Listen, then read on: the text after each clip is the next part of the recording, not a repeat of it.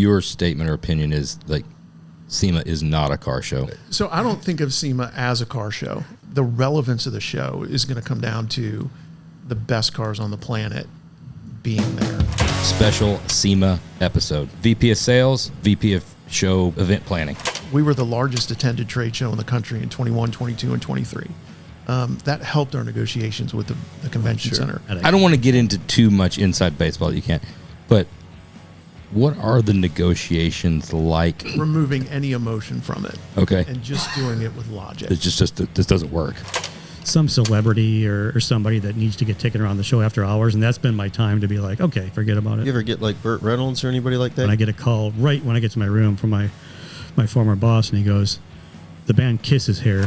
What's the biggest message you would like to give anyone listening that is a future feature vehicle to understand or deal with or know before they show up?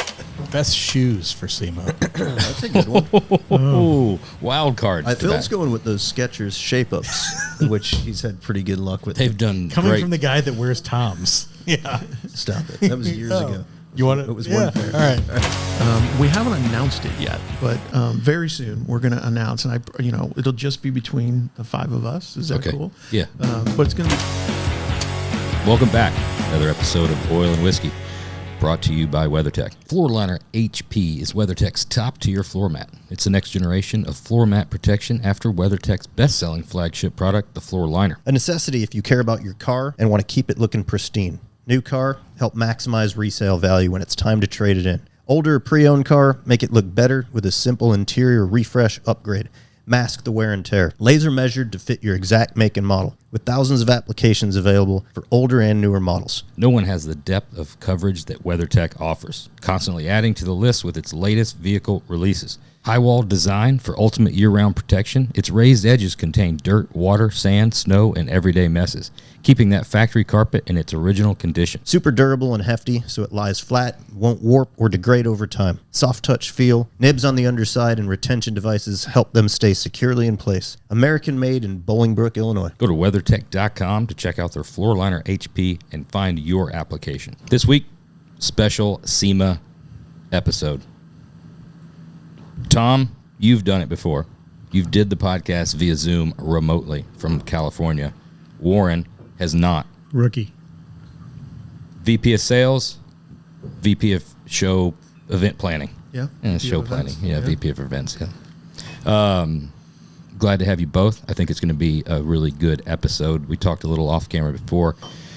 You've talked about the planning side on that was season 1, I think. That had to be 2 years ago, 3 years ago, something like that. Talked about the planning side. Know Warren well through Selena, so we're going to be able to talk about the things that you have to fit into the Tetris or Jenga that he sells. It's like, oh, this guy really wants this size booth, you know. Yeah. He wants a 15 by 23.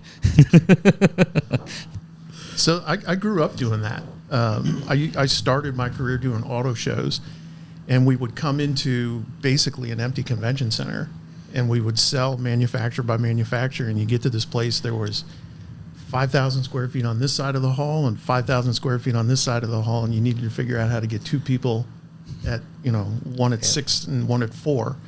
And I did all that math to be able to make all that work. And that is the nerd part of the trade show industry. It's all just a big Did you math play equation. Tetris at all? I was good at Tetris. I could see. My answer to that is on the Game Boy.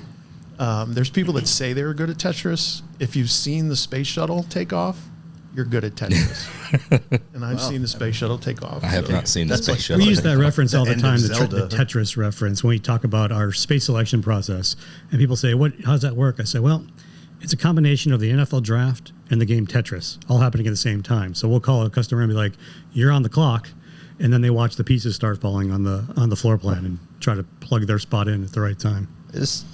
It gives me anxiety because I have a difficult enough time organizing my closet that's like 5 by 5, let alone 1 million square feet of space. With how many vendors are there on average? So somewhere around 2,300, 2,400, depending on the year. And like you said, it's just over 1.1 million in terms of net square feet. Yep. But probably a 3.5 million square foot campus. Well, Including the outside, too, yeah. How many, on average, how many of those 2,300 are first-timers? About a quarter of them. Yeah, each year. Just cycling through. Yeah, anywhere from, we'll call it 350 to 500, depending on the year, are new exhibitors, which makes my job tough More because hand-holding and- we lose almost that many at the same time. So in order to grow the show, I've got to bring in 500 to get ahead. Right. Our first timers, I'm sure they have their own unique challenges to deal with, but is it generally easier for placement because they know that the first time they also don't have any preconceived notions about space, or is it the opposite? Yeah, I would say they have a lot of preconceived notions. Okay. So I want to be down there. on the big floor. we get a lot of, I need to be right there. And like, all right, well, talk to me in about 30 years when the companies around you have Right. started to go away. So yeah, there's a lot of preconceived notions. And, it's funny how 100 feet can, make or break somebody's show in their mind. And we try to walk them off that ledge and be like, listen, there's a lot of people there. They're not going to. There's no wall 100 feet away from your booth. They'll keep coming down the aisle. Yep. Right. I mean, ultimately with that, I understand like the frustration of people wanting to be front and center, but if you got a good product and a good display, I mean, there's other avenues. You've got the new products that if you feel like your space isn't the greatest, well, what better space is than new products? Like people will seek you out if you've got something unique. So you just got to be there. Yeah, I'll steal one of Tom's lines. We've had people with what they thought was great location say they had a crappy show, and people thought they had a crappy location had the best show they've ever had. They won a new product award or something happened that blew them up, and so that real estate term of location. We try to keep that out of the trade show vernacular. Sure. Yeah. There's also a good amount of what you put into the show from a company standpoint to get attention to your booth, not just we're here, come find us. I mean, it's a massive show of all the automotive aftermarket. So I think a lot of it's on the actual company as well to promote yourself, that you're there, where you're at, what you're doing. And I think a lot of guys miss that. Yeah, we say like it's not a fishing expedition because in my career, and I've been doing this automotive events for more than 30 years, you can talk to someone that had the worst show ever, and their booth is right next to the person that had this is the best show I've ever had. And it really comes down to what your attitude is, what your pre-marketing is, like just really how you handled it. And I like to say practice, because I did enough of my own events where people would come into my booth and I'd be really good on the last day. Like there wasn't a question I couldn't answer. My elevator pitch was just drilled. But on the first day, I was still practicing it. I was getting to learn it and going through my bullet points and doing all this stuff. So I always tell people, practice when you get there. So you're as good on Tuesday when the door opens as you are at the end of the day Friday after you've talked to hundreds of people. And if you take that attitude, it's gonna convert for you. And a lot of people don't do that. It's an effort thing, and easy versus effort. A lot of people just kind of lean on easy. It's also interesting that what is the actual standard metric for was it a good show or a bad show? I mean, it's gone are the days where you're filling up an order book, and you can get, you can scan badges, right? If you're just wanting to get leads, is that your metric? There's ways to get your leads. It's everybody's individual business plan is a little different on what is successful or a great show. Because we've had those days with a great location and a great booth of an absolute just packed booth that you can't move, and you can't talk to some of the people that you really need to talk to because you've got a line of that certain type of people that you also know in your head. You're like, this is conversations, but these aren't qualified conversations. Right. So movement and action and people in the booth is one metric, but if they're, you got any stickers? You got anything free? Like I can fill my bag up. You got any posters? Right. Yeah, it's the one at a time versus a lot at the time. Yeah. It really is. It's interesting to watch that whole dynamic when you talk about booth prep, because it's like who's planning the booth, and a lot of times it falls on marketing, and marketing is all about branding and exposure and media coverage, and they'll build a booth to do a certain thing, and then at the end of the show, the sales team's like, well, we didn't get a lot of leads, and marketing's like, well, we got a lot of branding, we got a lot of media, and our social content creators came in and they were able to kill it. So sales and marketing need to talk. Like a successful show really needs to hit both of those groups, and they just need to be collaborating on the plan. Do you think there is a standard, a unit of measure for success in today's day and age with the broad landscape of individual businesses. Yeah, Josh, it's so different with all the exhibitors. I travel around the country and do a lot of visits to members and exhibitors. And one of the first things I ask them is, what does success look like for you? If I come to your booth on Friday and say, how did it go? What makes it go this? And the answers are all over the place, from to Tom's point, it was a branding exercise to, we just wanted to meet up with some new distributors. And unfortunately, we still have some folks that are like, oh no, I passed out this many, pieces of literature. And we're like, yeah, we got to get you past that. Yeah. I emptied my boxes of catalogs. Yeah. I don't have to come home. I don't have to ship any home. So it's a wide spectrum of what success looks like for various exhibitors, because you've got automakers down to, the guy that just created some widget in his garage, and it's a broad spectrum. For those of us that put, maybe right, maybe wrong, put almost zero merit in printed catalogs anymore, what do you think about maybe making a rule of just like no vendors are allowed to do any print catalogs? Man, that would save a lot of so trees. many conversations, so many monies, so many trees. Yeah. I don't know how many attendees are asking for them still. I don't know. You tell me. In my experience, the ones that are asking for them don't need them. Yeah. Right. It's a souvenir. It's 100% a souvenir. Their collection. It's a book. You got a book on these chassis? Yeah. It's in the digital age. I mean, I get it. Like we talk about, like in print media, I still like it to open up a magazine and peruse through things, right? I wish that was where it was, but I haven't looked through a physical catalog for any single part I've ever purchased, whether it be home audio, stuff, anything that you've ever looked for. I haven't ever looked through a catalog in years. I used to love the JCPenney catalog for Christmas time when it come out or whatever. Remember the Crutchfield catalog? Oh, the Crutchfield catalog was great. Page by page by page. And now you get a little flyer, a pamphlet, and it's got QR codes. Right. And it's Yeah. Crutchfield one was good, but Yeah. there's the internet now. Right. There's no. I think CCS still has a catalog. Oh, I love that one. There's a mini catalog. Do they? All the skateboard decks. That was a good one. Oh, that one was CCS good. skate company? Yeah, that was a little. Yeah. Yeah. Yep. There's so many traditionalists still, and you deal with that in marketing. The people that want them are the sales reps. Sales reps are like, hand me a stack of catalogs so I can go hand those to other people. Yeah. No, for sure. And what we're finding with the show is there's stages of a life cycle. When you first come to the show, you're looking for distribution, and I think that person probably still wants a catalog. They're trying to get their word out. They're invented a product and they're bringing it to market.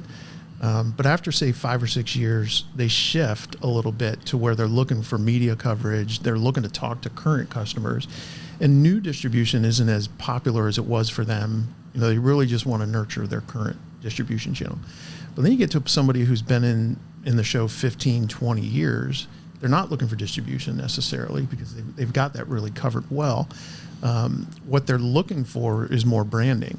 And it's this platform where social media content can get created and really just how is my brand represented in the industry. And then when you look at the industry, everyone has their car person. So when you say like, oh, the branding at the show, may or may not be valuable. If you look at it just from a micro standpoint, we overuse the word influencer, right? But every crowd group or group of people has their car person. So like, hey, did you go to the SEMA show? Yeah. What was cool?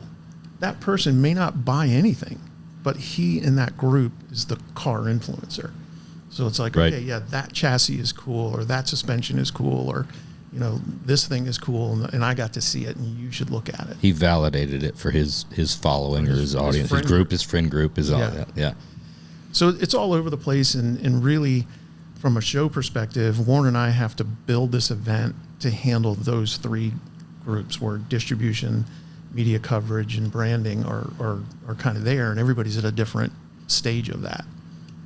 What's different now after several years post-pandemic? Can't say the C word on here. YouTube can't stand that. We will get, and I've already said, so Ellie will have to take that word out. Are they still Twice messing with now. that? Yeah, twice. I've said it twice this time. And, That's still a trigger, red flag. oh yeah, you'd get shut down.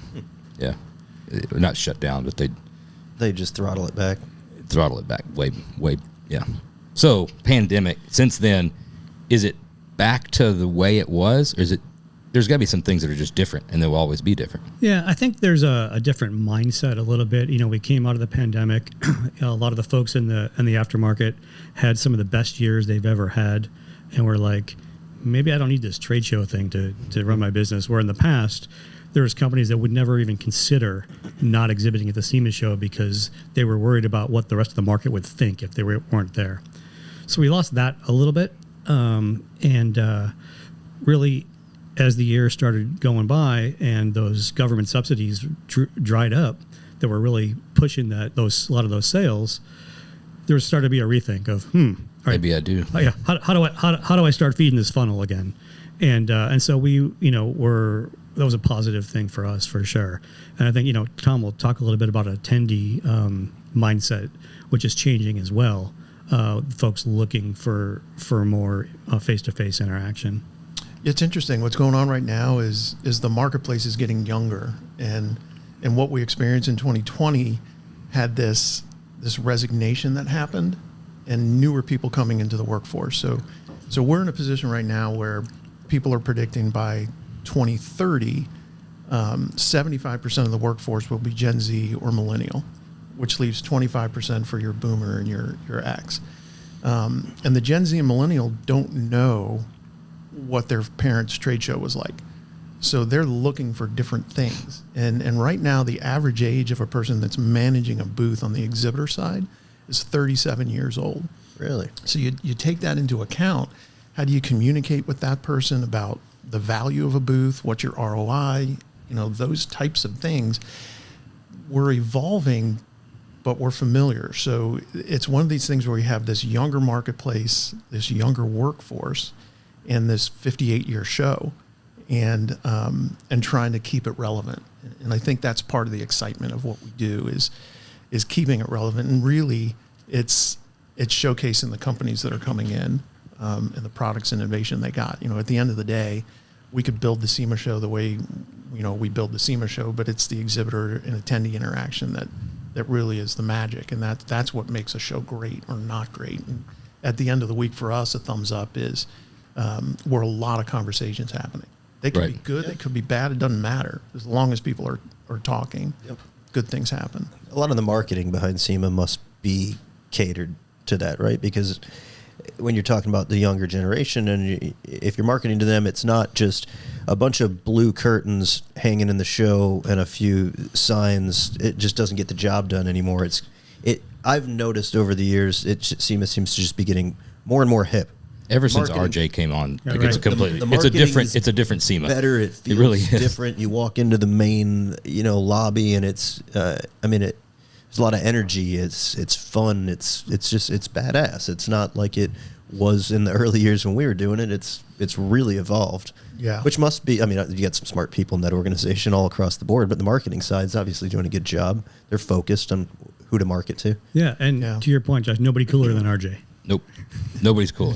And I think from the outside looking in, I think that it might have maybe taken him a little longer to get where he wanted to be. The wheel turns slow sometimes within our organization. Big organization, but we did a lot of. We knew he was coming, and the inside joke within the walls where you kept hearing over and over, just wait till RJ gets here. Just wait till when RJ gets there, it'll all be fine, And then we laid that on him, and he heard that for a little while. But yeah, he's been really successful in getting that marketing machine rolling. Well, it's an actual living, breathing arm of SEMA now, the marketing side of things, so social media wise, where it looks like you're interacting with possible human beings on the other side of this versus before it just did not have that feeling. And there was no cadence to it. I mean, you'd look on there and be like, it's been 4 weeks since the last post, and a month since the last. It's just not.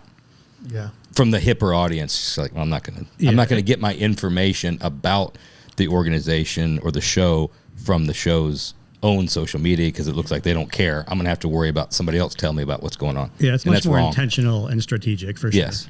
Yeah. The amount of time we spend working on it, nobody really knows. And it's like any social media, and you can go up against the line or stay way far away from the line, but we're making strides to really just mirror what we're seeing. And again, with this evolving group of people that's coming to the show, and we're seeing our demographic change. When you send an email or you do a social post, you know immediately what that data is like. So it used to be where you would write an email and it was, lots of words, and you assumed everybody read every word. I'm like, it was in the email. You shouldn't have assumed that, because we did not. No, we absolutely did not. The average dwell time in an email is like 3 seconds. Yeah. So then it gets to this point where, I don't know if you've seen, but we have this button that says push here to register, Yep. and it literally is only the button, Yeah. and that's a 1 second read. It looks just like your car ignition does, Right. like push here and go. But it's this evolving communication channel that we have, and these folks that are just getting media a completely different way. They're communicating a different way, and you can't always do it the way you did and expect different results. We've talked about, not to make this a complete love fest on all the things that you guys are doing right, but we talked about it with Karen Chapman on here. We've talked about it with everybody from SEMA organization. We talked about Spagnola. I've used the word that seemed like agnostic prior to, and maybe it was a little bit with Spagnola coming in, or some other people coming. There was just that SEMA was like terrified, seemingly, to piss off anybody, any one group. Never take a stance, ride the fence on anything. Didn't matter, social media, political stance, whatever it is, ride the fence. So everything got so watered down and so afraid to make a statement about anything. That's changed so dramatically, and it's continuing. You see it on the political action side of things, where it's just like, no, we will speak out, right? And we will say this. We're going to go a little harder. Even, on the social media side, there used to be like a blurred out, just like, there's exhibitors here. We're not going to maybe show a logo of one, because then a competitor might get expensive. Yeah. You know what? Like, show that there's exhibitors here. Highlight, if it's, KC Highlights got a great booth, whoever it is. Some people... It just is what it is. You got to be more real, and you're seeing that across the board of like, yeah, we're going to stand up for at least what we believe in. We're going to piss a few people off, but at least we're not going to be just so vanilla. Oh, yeah, we hear it when we piss them off. Oh, I'm sure. Yeah, I'm sure you do. You hear both sides of it, but I think authentic is a word that's overused, but we got to be authentic. And really, we're reflecting the industry back to itself. So we need to know who the industry is that we're reflecting. And that, I think, is part of this whole evolution that we've been going through, and putting the right people in the right place to do the right things is part of it that you used to take for granted. We're seeing the results of that, and it's great. It seems like it's getting a lot more of a car guy run feel to it, which so much more easily relatable for the industry and everybody being involved, and you want to jump on it more and get behind it more. Well, it's quite literally run by a car guy now, and it wasn't before. But Again, using the same words again, it's been intentional and strategic on Mike Spagnola's part to take a stand, put his intentions in what he believes in, and then see where the cookies crumble. Right. At least you know where you stand, and that's kind of think what's. And for the most part, like the stances, like you said, it's reflection of the industry. There's always going to be fringes that's going to be like, I disagree with that, or I'm upset about this. But you've also made a lot of people really happy, right? Or proud, or being like, yes, I feel the same way, or hey, you're talking to me, or now I feel like you care. You're actually in tune. So I think it's absolutely been a positive, 100% a positive. Yeah, I appreciate you noticing that, because there's been, like I said, it's been very intentional. Yeah, it's obvious on a lot of fronts. I mean, I've even seen some social media posts back, with some different pack stuff going on, and Spagnola doing a personal post on a, thing, and you're like, oh, I would have never seen anything like that back in the day. And then you kind of watch all the hate, and you're like, this is what. But it's at the same time, you're looking at like, well, at least there's engagement. Yeah, at least it's showing passion. It's like authentic, like you said. They came out and made a stance. At least you know where the hell they stand. Yeah. Versus being like, oh, well, we don't really even pay attention to that stuff. Well, yeah, you do. You're just too afraid to say it. Like, just say it. Right. No, and it's hard, because a lot of times we can feel like we're the umpire at a baseball game, right? And hopefully we're never noticed. But you make that one bad call, and all of a sudden everybody's like blue, blue, blue. Yeah. So we used to try to stay away from that. Now it's like, are we convicted with the call? Yeah. Do we believe he's out or safe? Now, at the end of the day, there's still video, and they may overturn it in New York or whoever does that. Right. But if you're convicted with what you're doing, you believe in it, you saw what you saw, you call what you call, again, it should work itself out. And you're going to be wrong some of the time. That's the beauty of it, is you're not going to be right all the time. But at least you're not quiet all the time. Yeah, you're just doing something. Right. Right. Yeah. Benches clearing brawl would be pretty sweet at SEMA this year. They come pretty close. I'm sure in the 58-year history, there's a story there. Oh, I'm sure there is. Sure, it was Somewhere. back when it was in Anaheim. I bet there was a lot more. Yes. Back when you could smoke in the show, I think there was probably more fights. That's not coming back anytime soon, is it? Smoking or Anaheim? Smoking in the show. I don't think so. Probably not. It's Vegas. Yeah, this is true. A little bit of time in now from opening up Friday to the public. What's your take now? What have you learned? Good, bad? What's the feedback? I assume it's coming back again this year. It is coming back again this year, and the feedback's been good. We came out of COVID, and I don't want to say experimented, but we introduced an opportunity for the public to be able to come to the show. And at that time, prior to 2020, it was about 50-50. 40% of the industry didn't want consumers at the show, 40% did, and 20% in the middle couldn't figure out what they wanted. And now the scale is tipping a little bit more. And I really think it's part of a distribution channel. Like, how are you fulfilling some orders? And who is at the end of that order? And are they valuable to talk to? So somebody that's in your booth looking for a sticker is one thing. But somebody who may be a CEO at a company in the prime age who wants a car that's going to look cool but perform like a modern car, he may be a one-off, but he may be a really good customer for some companies. So what we're finding is companies are more apt to want to talk to the consumer. And again, it comes down to how you can fulfill orders and how you can serve that person. So it's gotten to be more popular. The litmus test for me was we did it in 2021, and we had everybody in a specific type of badge. And at the end of the show, the feedback we got was, hey, our lead retrieval didn't work on that purple badge. What was going on with that? And we said, well, those were the consumers. Those were the people that, we weren't sure you wanted to talk to across the board. Oh no, we want to talk to everybody. Everybody is valuable. So then you get back to that ROI question. Was that intentional? Just make them not get what they want, and then it comes back harder the other No, direction? so that part wasn't intentional. The purple part was intentional. I like to take credit for that, But it started to evolve, and the next year we got more people, and we got more people. So this year we're doing it again, but we're now literally calling it the Friday Experience open to the public, because we had this ticket offer for 3 years, and people would call our phone and be like, is there a way that the general public can come to your show? So we had to put that into the name of the ticket, literally. But it has really good traction because, again, I think when you get down to it, company by company, they see the value there, and they may change their pitch on Friday a little bit, but it's giving value to the show on Friday. And I think from my seat, and I think it flows over into Warren's a little bit, is we want to be able to provide value from the time you get there until the time you leave. And if our show's open for 4 days, if we can provide value on that final day and that final afternoon, it's something that other trade shows don't do. And the last day on a trade show, I like to say the loudest sound in the world is a tape gun at 2:00, 2 hours before a trade show closes, right? Yeah. You don't hear that at the SEMA show because there's people still walking up and down the aisle, and there's conversations still happening. So that for us is this success point, but we're looking at the marketplace, and we're looking at what it's going to be like in 10 years and how easy you can fulfill an order and how much you want to talk to a customer. And it will ebb and flow a little bit. So the show right now is poised to do any level of B2B and B2C that the marketplace wants. And it's not going to be our decision. It's going to be the marketplace. So you guys are exhibitors. You're going to come to us and be like, you know what, we need less consumer or more B2B or more focused B2B.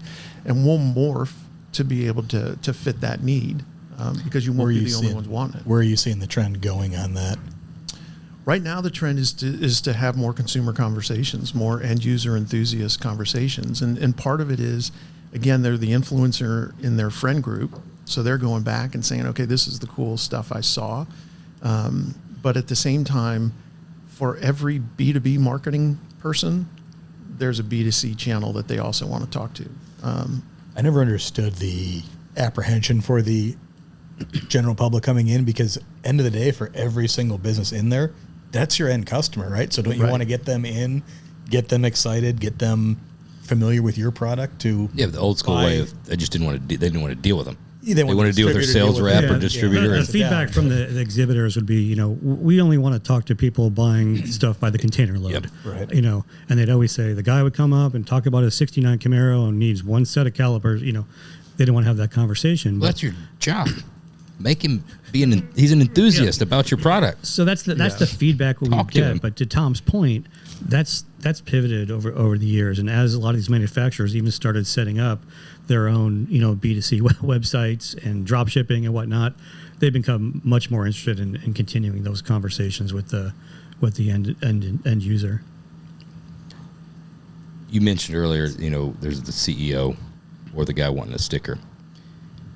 Obviously, maybe there's a way. There's not a way that I know of, or you probably aren't doing it, that you can quantify or qualify that individual customer, if it's a CEO or a guy that's going to come in to get a sticker, coming in for a 1 day Friday at the end of the day, maybe prohibitive for a guy coming from the East Coast. It's like, man, I got to fly out. I'm going to do 1 day. I'll just look at it online. But a local around the area that's like, it's a car show. I'll buy a ticket. I'll go. I just want to see all the cars. That's my only concern going forward, is how, at the end of the day, people are, your point, they're enthusiastic about cars. You're in front of them, great. But there is some growth, I think, that needs to be done on the enthusiast side on a respect level for how to navigate a car show. There's that, Josh. But sometimes the two guys we're talking about are the same guy, meaning that there could be a guy that's a CEO, or he owns a large multi-store tire shop, and he's there and he's just looking for tire repair equipment. So in the South Hall, he's a big player and he's talking about it, but he's also a Jeep enthusiast. So when he's finished his business and working the aisles of the South Hall, he goes, well, I'm going to go check out the truck hall. And now he becomes an enthusiast. Yep. And so those exhibitors look at me going, why'd you let this guy in? And he just spent millions of dollars over there. He's coming for his enthusiast part after work. So we find that sometimes it's the same guy, but to your point on the consumer side and the car show folks, there is an education there as to what the behavior should be with regard to show cars. That's what it's more on the car side and some on the display side. More on the car side. That's what's very difficult from the builder standpoint, and a lot of the people that we deal with is that it? Oh yeah, there's 3 kids inside that car. There's 3 kids inside the car right now. That's real carbon fiber. I was actually kind of shocked at how little of that there was, though. When we heard that it was getting opened up, I started thinking of it like the auto show, basically. It's going to be just like a free-for-all. There's going to be people climbing over cars and taking pieces off of cars. And to be honest with you, I didn't really experience any of that. I couldn't have put my finger on one person and said, this is a Friday guy that came in as an enthusiast, or just a customer. Most of it happened earlier in the week from people that had legitimate badges. You'd be shocked at some of the people who know better and do that. Josh had to handle a couple of those guys, but he handled it. But I didn't see an issue with it, to be honest. I mean, I was a little worried about it. Yeah, we don't market it the same. And again, I grew up with a consumer show background. I did auto shows for 10 years or so. I did Off-Road Expo for 5. And super respectful of the demo vehicles that are there on the lot, aren't we? On the thing. Super respectful. These are rides. You brought the ride for me. But you don't market them the same. Like, this for sure is a cut above. And at the end of the day, I don't think of us as a car show. I really do think of us as a part show. And the canvas of which those parts are shown just happens to be cars. Sure. But if you look at us compared to a true car show where everything is a car, it gets to be a little bit more amusement park-ish. where if you walk into, you know, a wax booth or an air filter booth or somebody like that, it's pretty evident that they're about the product. And the car is just sort of an adjunct to that. Like, here's our product looking badass on a car. Yeah. Yeah, I mean, it's certainly a draw, though, wouldn't you say? Like, you know, for me anyway, I want to see something. A wheel looks great by itself, but it sure looks better when it's tucked under the fender of a car, and you can see it when it's sitting on the ground with a tire wrapped around it. And there's a lot of things like that, but there's also some that it's just it's a draw. It's just placed there as a piece of eye candy. That, you know, it kind of goes both ways. So your statement or opinion is like SEMA is not a car show. It's a show for manufacturers and exhibitors that have all different types of parts and services for cars. Yeah, I don't think of it as a car show. This is our clickbait hook right here. I'm trying to get you to say it. I'm kind of picking that up. Yeah. You're laying that down. So I'll lay it down. SEMA's not a car show. And no, SEMA. And a lot of the builder community listens, Tom. We're getting We've got a rebuttal coming. We're going to deep dive into it. So I don't think of SEMA as a car show, as a straight vertical car show, because it's made up of manufacturers of parts. It just so happens that they want their part to look as authentic as possible, and that only happens with the top builds in our industry. So when you have that combination, that's really when the spark of that conversation can start. Because you take that to a whole other level. We're not a vehicle parade. We got 20,000 people that attend it, though. You know, so the SEMA show isn't the parade of cars at the end, the SEMA cruise. It's the culmination of what happened that week. Right. Do you think you would get the publicity and attention without the cars? It's a great question. No, it all works together. Yeah, the cars are the eye candy. I mean, that draws a lot of attention. People, you know, through our surveys, always want to see the cars at the SEMA show for sure. I want to continue talking about this, but you mentioned that you're not a parade, and you're not. But you sure do make it hard to opt out if you don't want to go through the parade. Just letting you. I got to throw shots when I can. It's not hard. Really. It's not hard. All you have You're to do kinda stuck. is not move out. Well, I know, but it's Just go to dinner. Chill. That's what I tell people. Go to dinner. Take- it only takes 2 hours. Chill for 2 hours, come back, and you're good. yeah. Hey, Yeah, we made that mistake before leaving. I've been part of the parade. I think it's interesting. It's good for, you know, that was a friendly shot, but people need to know that, like, don't leave there unless you're ready to roll. We've all seen the casualties So of the that like, SEMA cruise has been an interesting study because when we first started it, you know, a lot of folks had that attitude like, I don't want to be stuck in this thing. And well, now the minute we talk about maybe not doing it because of some construction or whatever we had over the last 2 years, that was a problem. Like, no, bet. that is a major part of our marketing plan at the SEMA we show have to do is it. participating in the SEMA cruise. So it's had quite a turnaround. I Just get speed it. it up a little bit. I mean, I don't know if you guys are aware of this, but most people's cars aren't 100% done before SEMA. So then I've sitting in never a heard 2 hour. that. I'm not familiar with that scenario. Really? Yeah, there was one, I think. But Tell then them the sitting in a secret. Tell them the 2 hour secret. line, Yeah.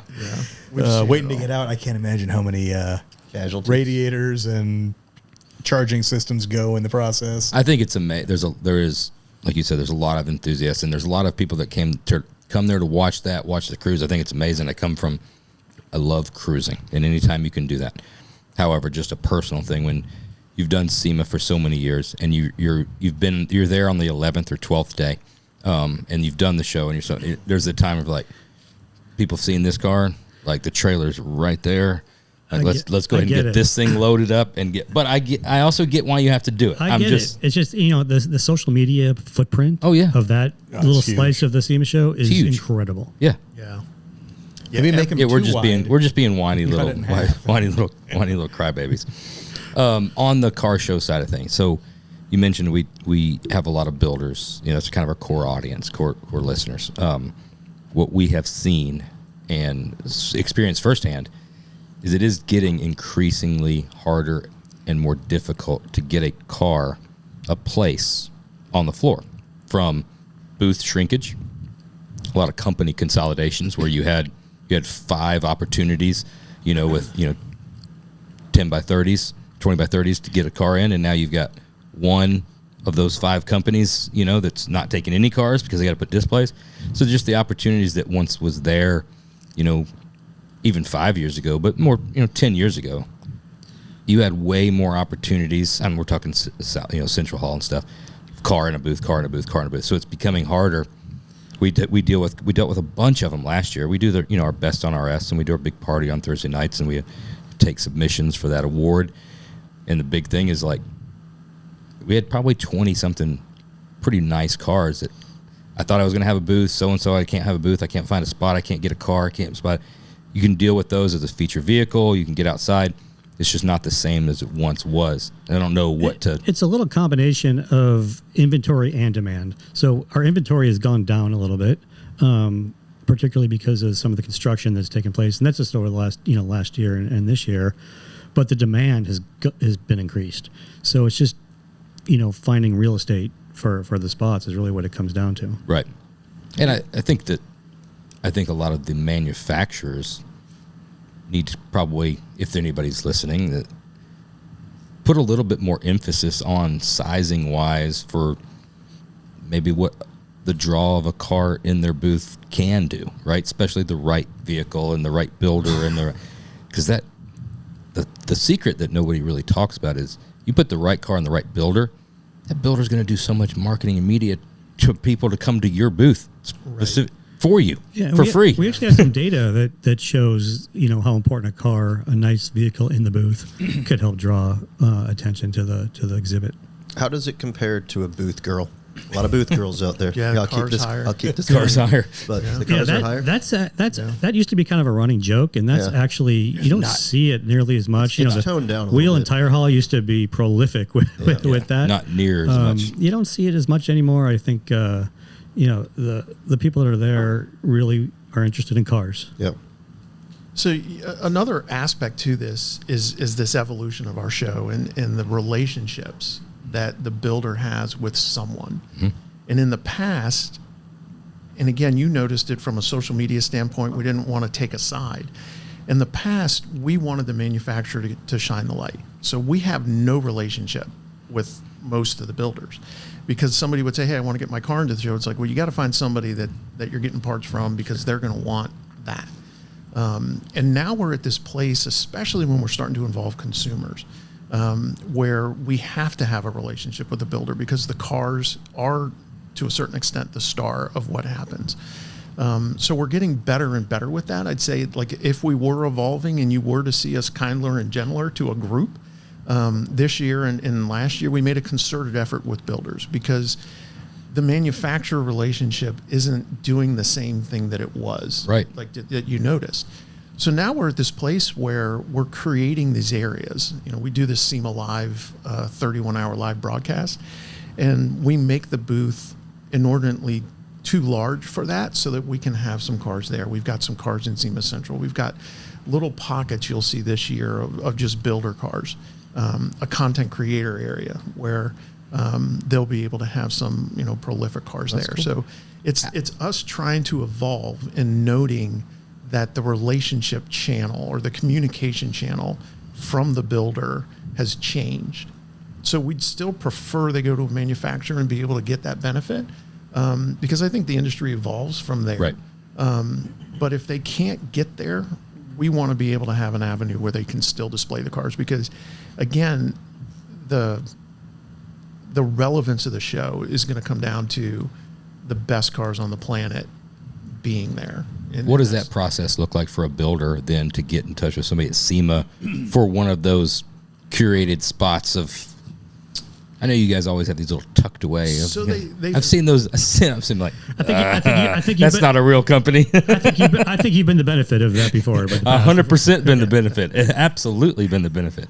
So essentially, they're finding the way in. They call a board member they know or a council member or one of the SEMA staff. But I'd say you could contact me. You could probably contact Warren, but flash Spagnola's email real quick on the screen. Warren's going to send lower the third. Your cell phone right now.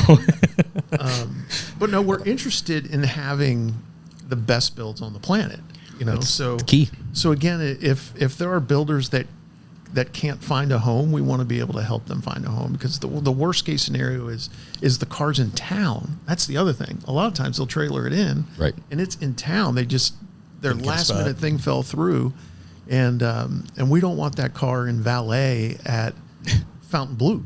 No. You know, we want that car on display somewhere where it benefits the industry.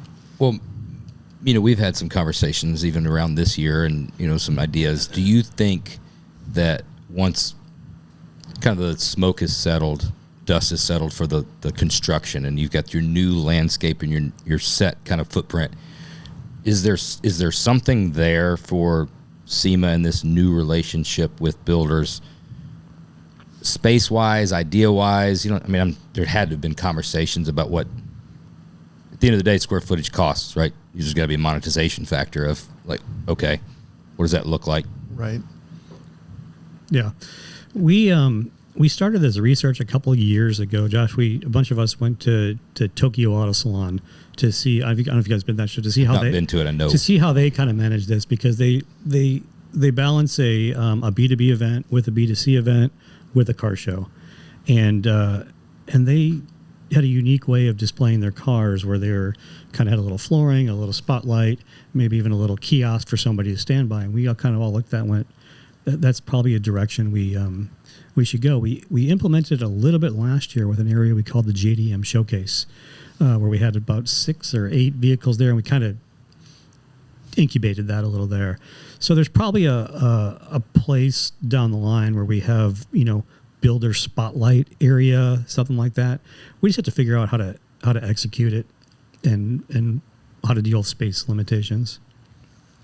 Yeah, and really finding the talented builder, the up and coming builder, I think, is the hardest, where they don't have a name. It may be their first car. They've spent, you know, thousands of hours trying to put it together, and it may be coming in where you can't even see a rendering, and you don't know what it's going to look like until the last second. Yep. Well, that's where that Young Guns thing has come in.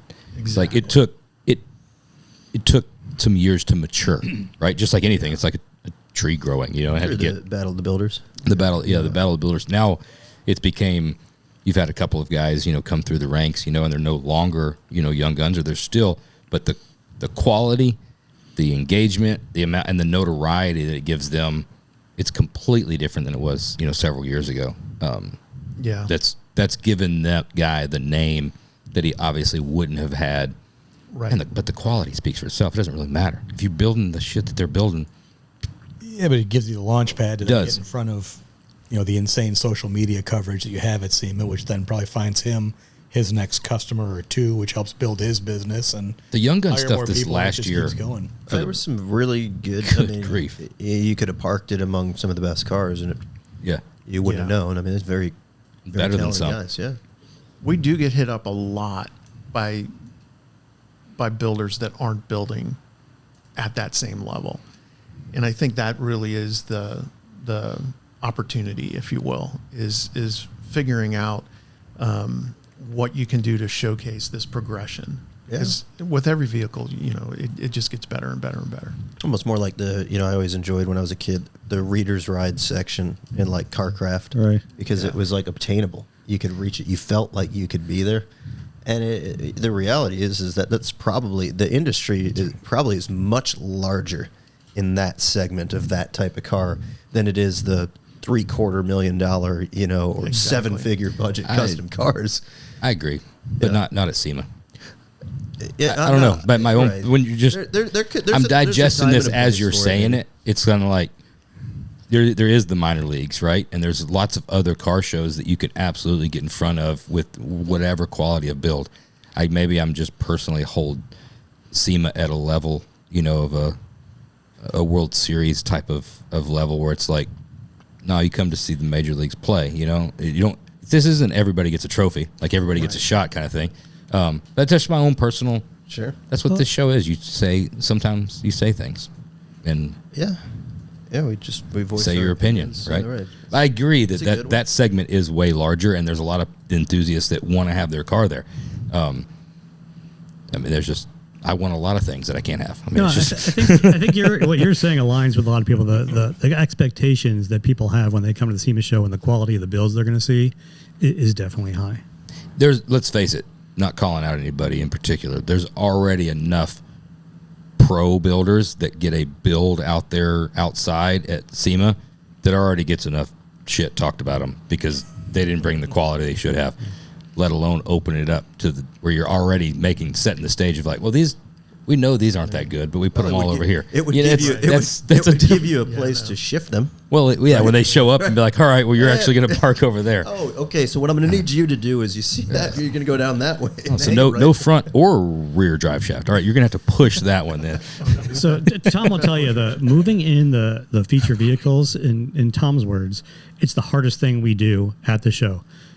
All the other stuff is kind of light duty, but and it's Tom's life. He kind of lives. I kind of just observe it and pop over once in a while and take a look. But have fun with that. The team that they put together, and it's just it's literally people from the accounting department and people from the bunch of people from within the building. IT. We put them together, and getting those vehicles in and parked, and hopefully the people show up on time, because when they don't show up on time and they don't get the spot that they anticipated, that becomes a customer service issue. What's the biggest message you would like to give anyone listening that is a future feature vehicle builder, recipient, to understand or deal with or know before they show up? Or the 7 things, if you have. So, again, I go back to it's about the products. Your car's fantastic. At the end of the day, we're hoping that it's gonna represent what can happen in the aftermarket. There are certainly vehicles that are just completely banged out of steel and are works of art, but they may not have any aftermarket product on them. And for us, I think that's really what we're trying to achieve. We're not Concours. We're trying to achieve this obtainable unobtainium. A $400,000 build is unobtainium to a lot of people, but they get the obtainable goal when they look at it and go, okay, I can see an application on my car, or I can see an application on just a regular car that I can drive daily. So that would be the thing, is represent really the industry along with yourself. And I think a good build will shine. You can walk amongst cars and just be like, oh, that looks cool. Like stance, like everything about that car's cool. It's got a Roadster Shop chassis on it, if you're saying that. Yeah. Look at that. Look at the way that thing sits. From a logistics standpoint, though, of like they're in and they're going to show up and deal with you or your staff sitting in that parking lot. What's the checklist of like, you're going to summer camp? This is some things you need to know. Have your confirmation and show up on time. Show up on time. Be a little patient. And I'm not going to brag, but I think I can park a car standing in front of it better than people can inside it. So a lot of times I'll tell somebody, I'm like, okay, you're going to have to trust me. Forget everything you've known about driving. When I go this way, you turn the steering wheel that way. When I go that way, you turn it the other way. And I literally can get a car on a line just by doing that. And a lot of times people are like, I need it in an angle, or whatever. It's like, we're going to park it and it's going to look great. And there's really not a bad spot, because a lot of times people will get out of the car and they'll be like, nope, not doing this. And you're just like, well, hold on a second. This is where everyone's going to walk. Yeah. And they just don't see that. Right. So it's this trust the force would be another recommendation. Another important one too is that have gas in it. Well, heavy front brake bias and a high idle, and polished concrete floors or carpet, not a great combination. I mean, the amount of guys I see, I've been in the industry long enough to know, like, have your hand on the shifter, have your hand near the key. Like, these are fresh vehicles. Sometimes you can hear it. Yeah, you know what's about to happen. When they put that thing in gear and the tires are, and then it's just idling at 1,800 or 2,000 RPMs. It's fixing to be bad. They go to turn, they hit the brakes, and it's just Or somebody that's in the middle of a booth on carpet, and they kind of crank the wheel all the way, and the carpet just goes. That never fixes forever. It never fixes. Yeah. Well, you're talking about, placing the cars and kind of knowing the flow because you know the flow, literally. Yeah. Is that, I wanted to ask this earlier, when you have booth selection and you have seniority, right? And you've got, picks, right? So they're saying, I want this booth. Beforehand, this one's, okay, we got this many 20 by 50s and we got this many there, and they probably are going to want in this area. And you can kind of see that pre-layout before anything's filled out. And there's some things that move around and change, and you're like, well, you could have this spot, but you're going to have to go up if you, everybody kind of that's exhibited there knows that draw. But from a show promoter, a show flow, like circus wrangling of like doing that, you don't really have a lot of choice of being like, I really would like to have this booth at this door because that's going to draw. You don't have a lot of freedom. Is the car layout and feature vehicle your freedom where you can be like, A little draw flow and, there needs to be a little bit of pop here and then some of this there? A little bit. If you look at the show as a magazine, and this goes just back to old school Peterson days and attributed to starting the SEMA Show. If you look at it as a magazine, you're going to want the coolest car on the cover. So these areas are going to be highly photographed. Last year we knew that new entrance unit that we built and Chip, did all the artwork for. We knew that was going to be a huge photography opportunity. So you put certain cars around there. So that's the cover. And then you've got some, inside cover, and you've got some spread. Like through the show, we've got these vehicle locations that are like that. But at the end of the day, a magazine's got tons of vehicles in it. And that really is the rest of the show. So it's not us really grading anything as much as it is what we're presenting. The product that we present as the industry's trade show is going to have these marks of authenticity and coolness.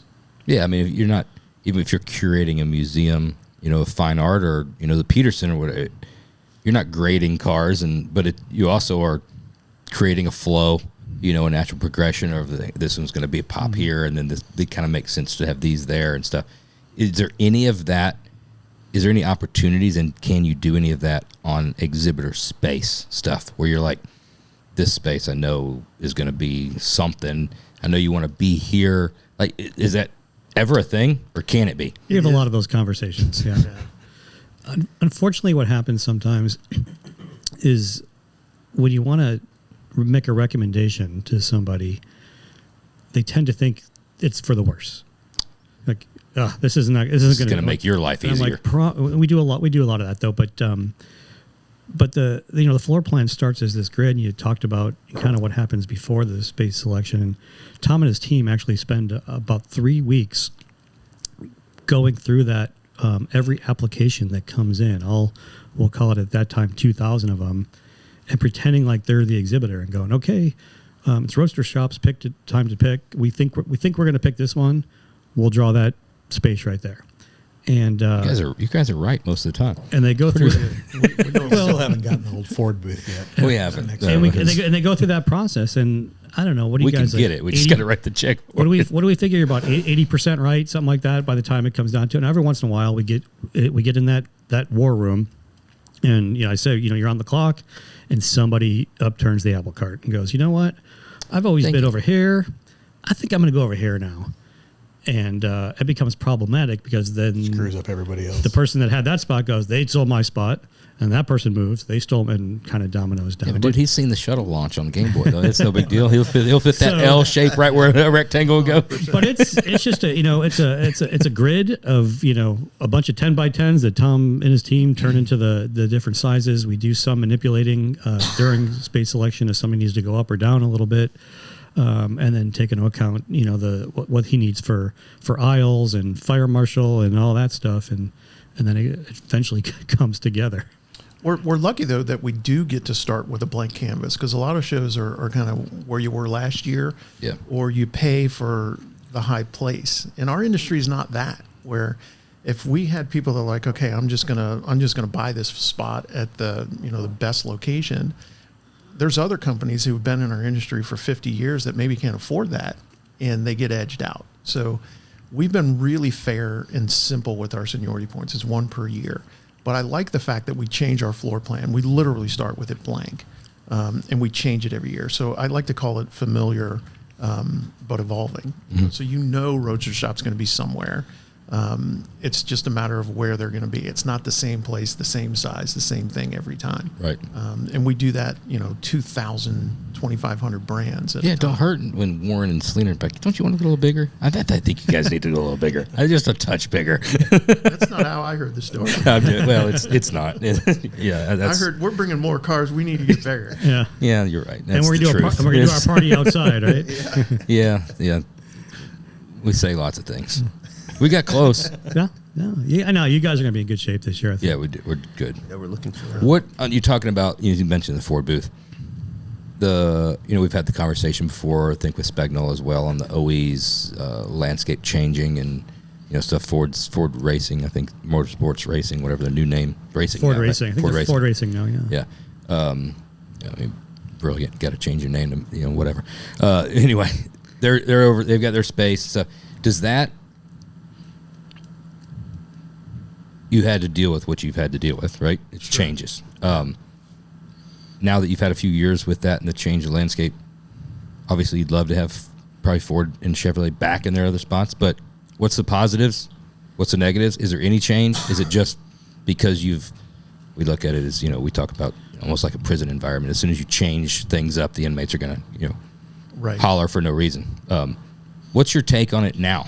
Yeah, It's going to stay that way. Well, I think the auto show landscape in itself has gone through a major change. I mean, none of those shows are what they once were, and we're having a lot more conversations now where automakers are looking at the SEMA show, going, "Hey, this is an opportunity to reach this enthusiast audience. To them, all 150,000 people at the show are a potential customer." The media footprint that we get is as big or bigger than almost any other event. So we're seeing some unique opportunities. For instance, last year we had 2 concept vehicles in OE booths, and that's not something the SEMA show was ever really known for. That was really reserved for the auto show landscape, right? So we got some concept cars, and then we're starting to see some new vehicle releases from some of these automakers, and I'm already in conversation with 2 automakers that currently aren't, actually 3 that currently aren't participating at the SEMA show, about next year's plans to do some vehicle releases at the SEMA show. So, to answer your question, I think we're going to continue to evolve. The automakers, when I have these conversations, and I kind of work personally with the automakers, the SEMA show for them, I like to say, is neither, what do they say, fish nor fowl. It's not an auto show, but it's also not the Texas State Fair where they're just looking to put butts in seats, and take people around in trucks. It's somewhere in the middle. And they're starting to recognize that the value of both the enthusiast audience, the media, and the opportunities with things like SEMA Live, where we reach a global audience to spread their message. So these conversations are happening. I think you'll see some growth in the automaker space in the coming years. It's funny. We've talked about it on the car show side of things. The takeaway is that car builders and car people, they're going to find something to bitch about regardless, right?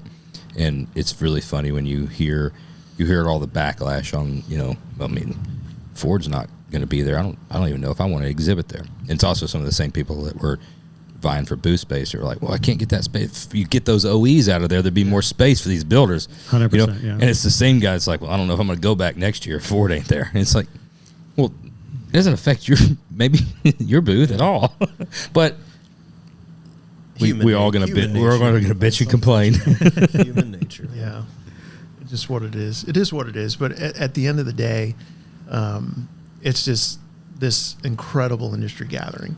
And I think when you get from the minutia into this overall just umbrella of what happens, it's just incredible to watch. It's amazing. And I think we can easily get back in there and just talk about OEs or talk about different aspects of the industry that are changing.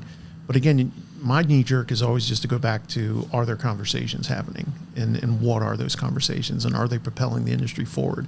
And it can be anything from what Karen and her team are doing in DC to what we're doing in our emissions and ADAS and all of that stuff, it all just kind of rounds itself out Right. that week. So we look at it as like you said, a living, breathing thing.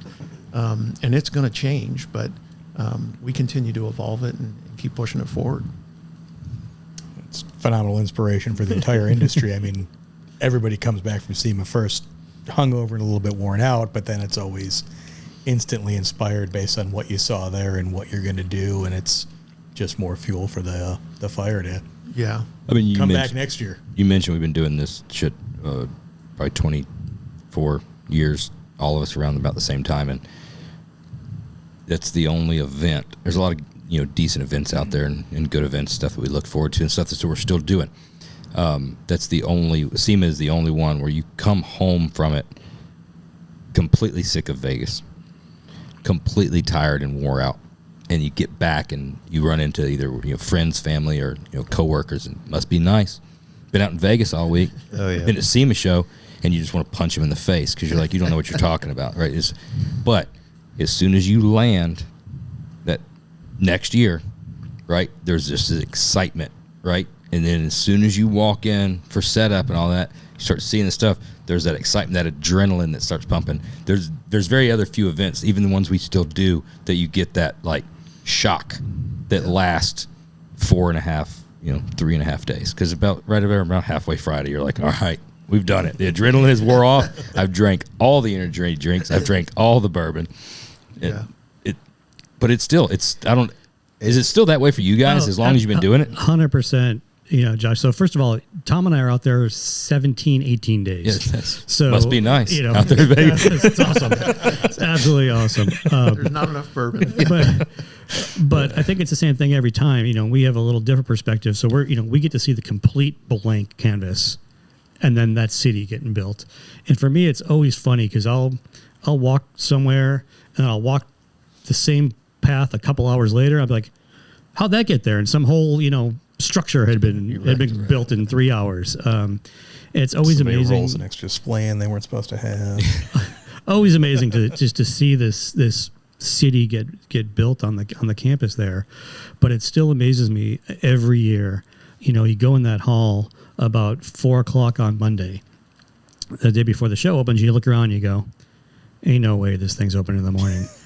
And then we always say, we have a saying, and we say that the SEMA show opens Tuesday morning at 9:00 because that's when the SEMA show opens. That's right. Yep. Not necessarily that we're ready. It's just that's when it opens. That's when it opens. But at 4 or 5 o'clock on Monday, you're looking around going, No way. there's no carpets in the aisles. There's things being, they're like, and then Tom likes to say the trade show fairy dust comes and Yeah. Magically. Sprinkle the fairy dust overnight and the carpet gets down. So you're in the same boat as all the builders trying to get their cars there. Like, for sure. Yeah. SEMA show opens Tuesday morning, regardless if you're ready or not. If it didn't have to open Tuesday morning, maybe they probably wouldn't everybody- open until the following week. But the fact that it has to open, it's opening. So there's comfort in that for me. And I've talked to a lot of builders where they don't understand. Monday afternoon, they're like, there's no way this thing comes together. How are you so calm? And it's because out of the corner of my eye, I see the aisle carpet rolls. They were supposed to get there at noon, and they're there. I see the crates getting empty stickers. So I always tell somebody, like, if I worked on a car and took it apart, I would have a complete anxiety attack. Like, this is our build at SEMA. This is what our events team does.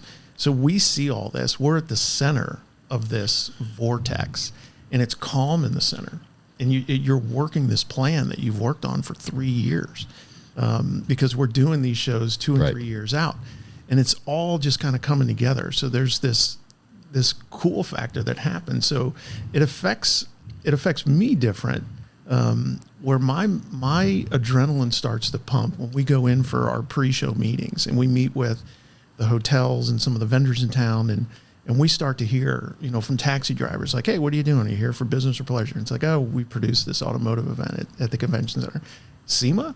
There's going to be 160,000 people there this year. Like, the taxi people know. Yeah. And Oh, the they're tax people ready. definitely know. I mean, it shakes up the whole city. Yeah. The restaurateurs know, and they're all so thankful. So you go to this pre-show meeting, and you're trying to tell all the local hotels and restaurants, hey, we're going to be a little noisy for 4 days, and we're going to do our SEMA cruise at this time, and we're going to have a concert in in the bronze lot was SEMA Fest that goes till 10, and they're thankful that we're there. I was like, bring that money. Come on, let's do it. Yeah, So there's a few bucks coming to stimulate the local economy there. Yeah, and I think it's our industry. Like, our industry is not seen, it's seen more than money. It's seen as this group of people that has embraced this city and really wants the whole thing to work. And it's not disruptive like some other events, where people will come in and they just tear through the city. So that part NBA of it- All-Star Weekend. No, I think Because it goes to a different city every time, right? I think our economic impact report is only rivaled by the Cowboys, when they come in for the rodeo, I think. Really? Yeah. They probably drink more than us. How's the construction show do? Construction- Really well. Yeah, no, it's a really big show. And I don't know where they, from an economic impact standpoint, where they rank, but I just know we usually rank pretty high with the You city. got a lot of drinkers and partiers. Talking about the money side, that's when like Friday mid-afternoon, evening, when it's really popping off, and then Monday as well. That's I always walk through there and I'm just calculating all the Freeman drayage. I'm like, oh wow, ching. Big booths getting set up. Yeah, Lots of crates. yeah, for sure. Yeah, no, but our milestones are, getting through that feature vehicle move-in weekend, and then, Tom and I always like to check out the marching band that comes down the front of the. I don't know, you guys have probably never seen it because you're in your booth, but there's a marching band that comes down, and that's kind of like the kickoff. And then I got to get through about 2:00 on Tuesday, and if I get through then, most of the problems have been solved by then, and I could walk Enjoy around. the show.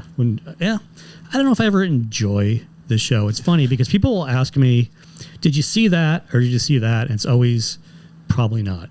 If you ever see me walking around the show, I'm on a mission to go somewhere, and I always claim that I'm going to set aside some time to browse and just That time never comes, look, does and it? it never ever comes. Every once in a while, we'll have some celebrity or somebody that needs to get taken around the show after hours, and that's been my time to be like, okay, that was I'm showing this person some of the bills, and that was been my time. But during show hours, forget about it. You ever get like Bert Reynolds or anybody like that you can show around after hour back in the day? I mean, what kind of cool celebs if you toured around the show after hours? So Stallone, maybe. One of my favorite stories was it was a Thursday of the show, and I go back to my room because we're getting ready for the SEMA banquet that night, and I'm convinced I'm going to get an hour to kick my feet up before I put on my suit and go down to the show. And I get a call right when I get to my room from my former boss, and he goes, "The band Kiss is here. You got to go take them around the show." That's cool.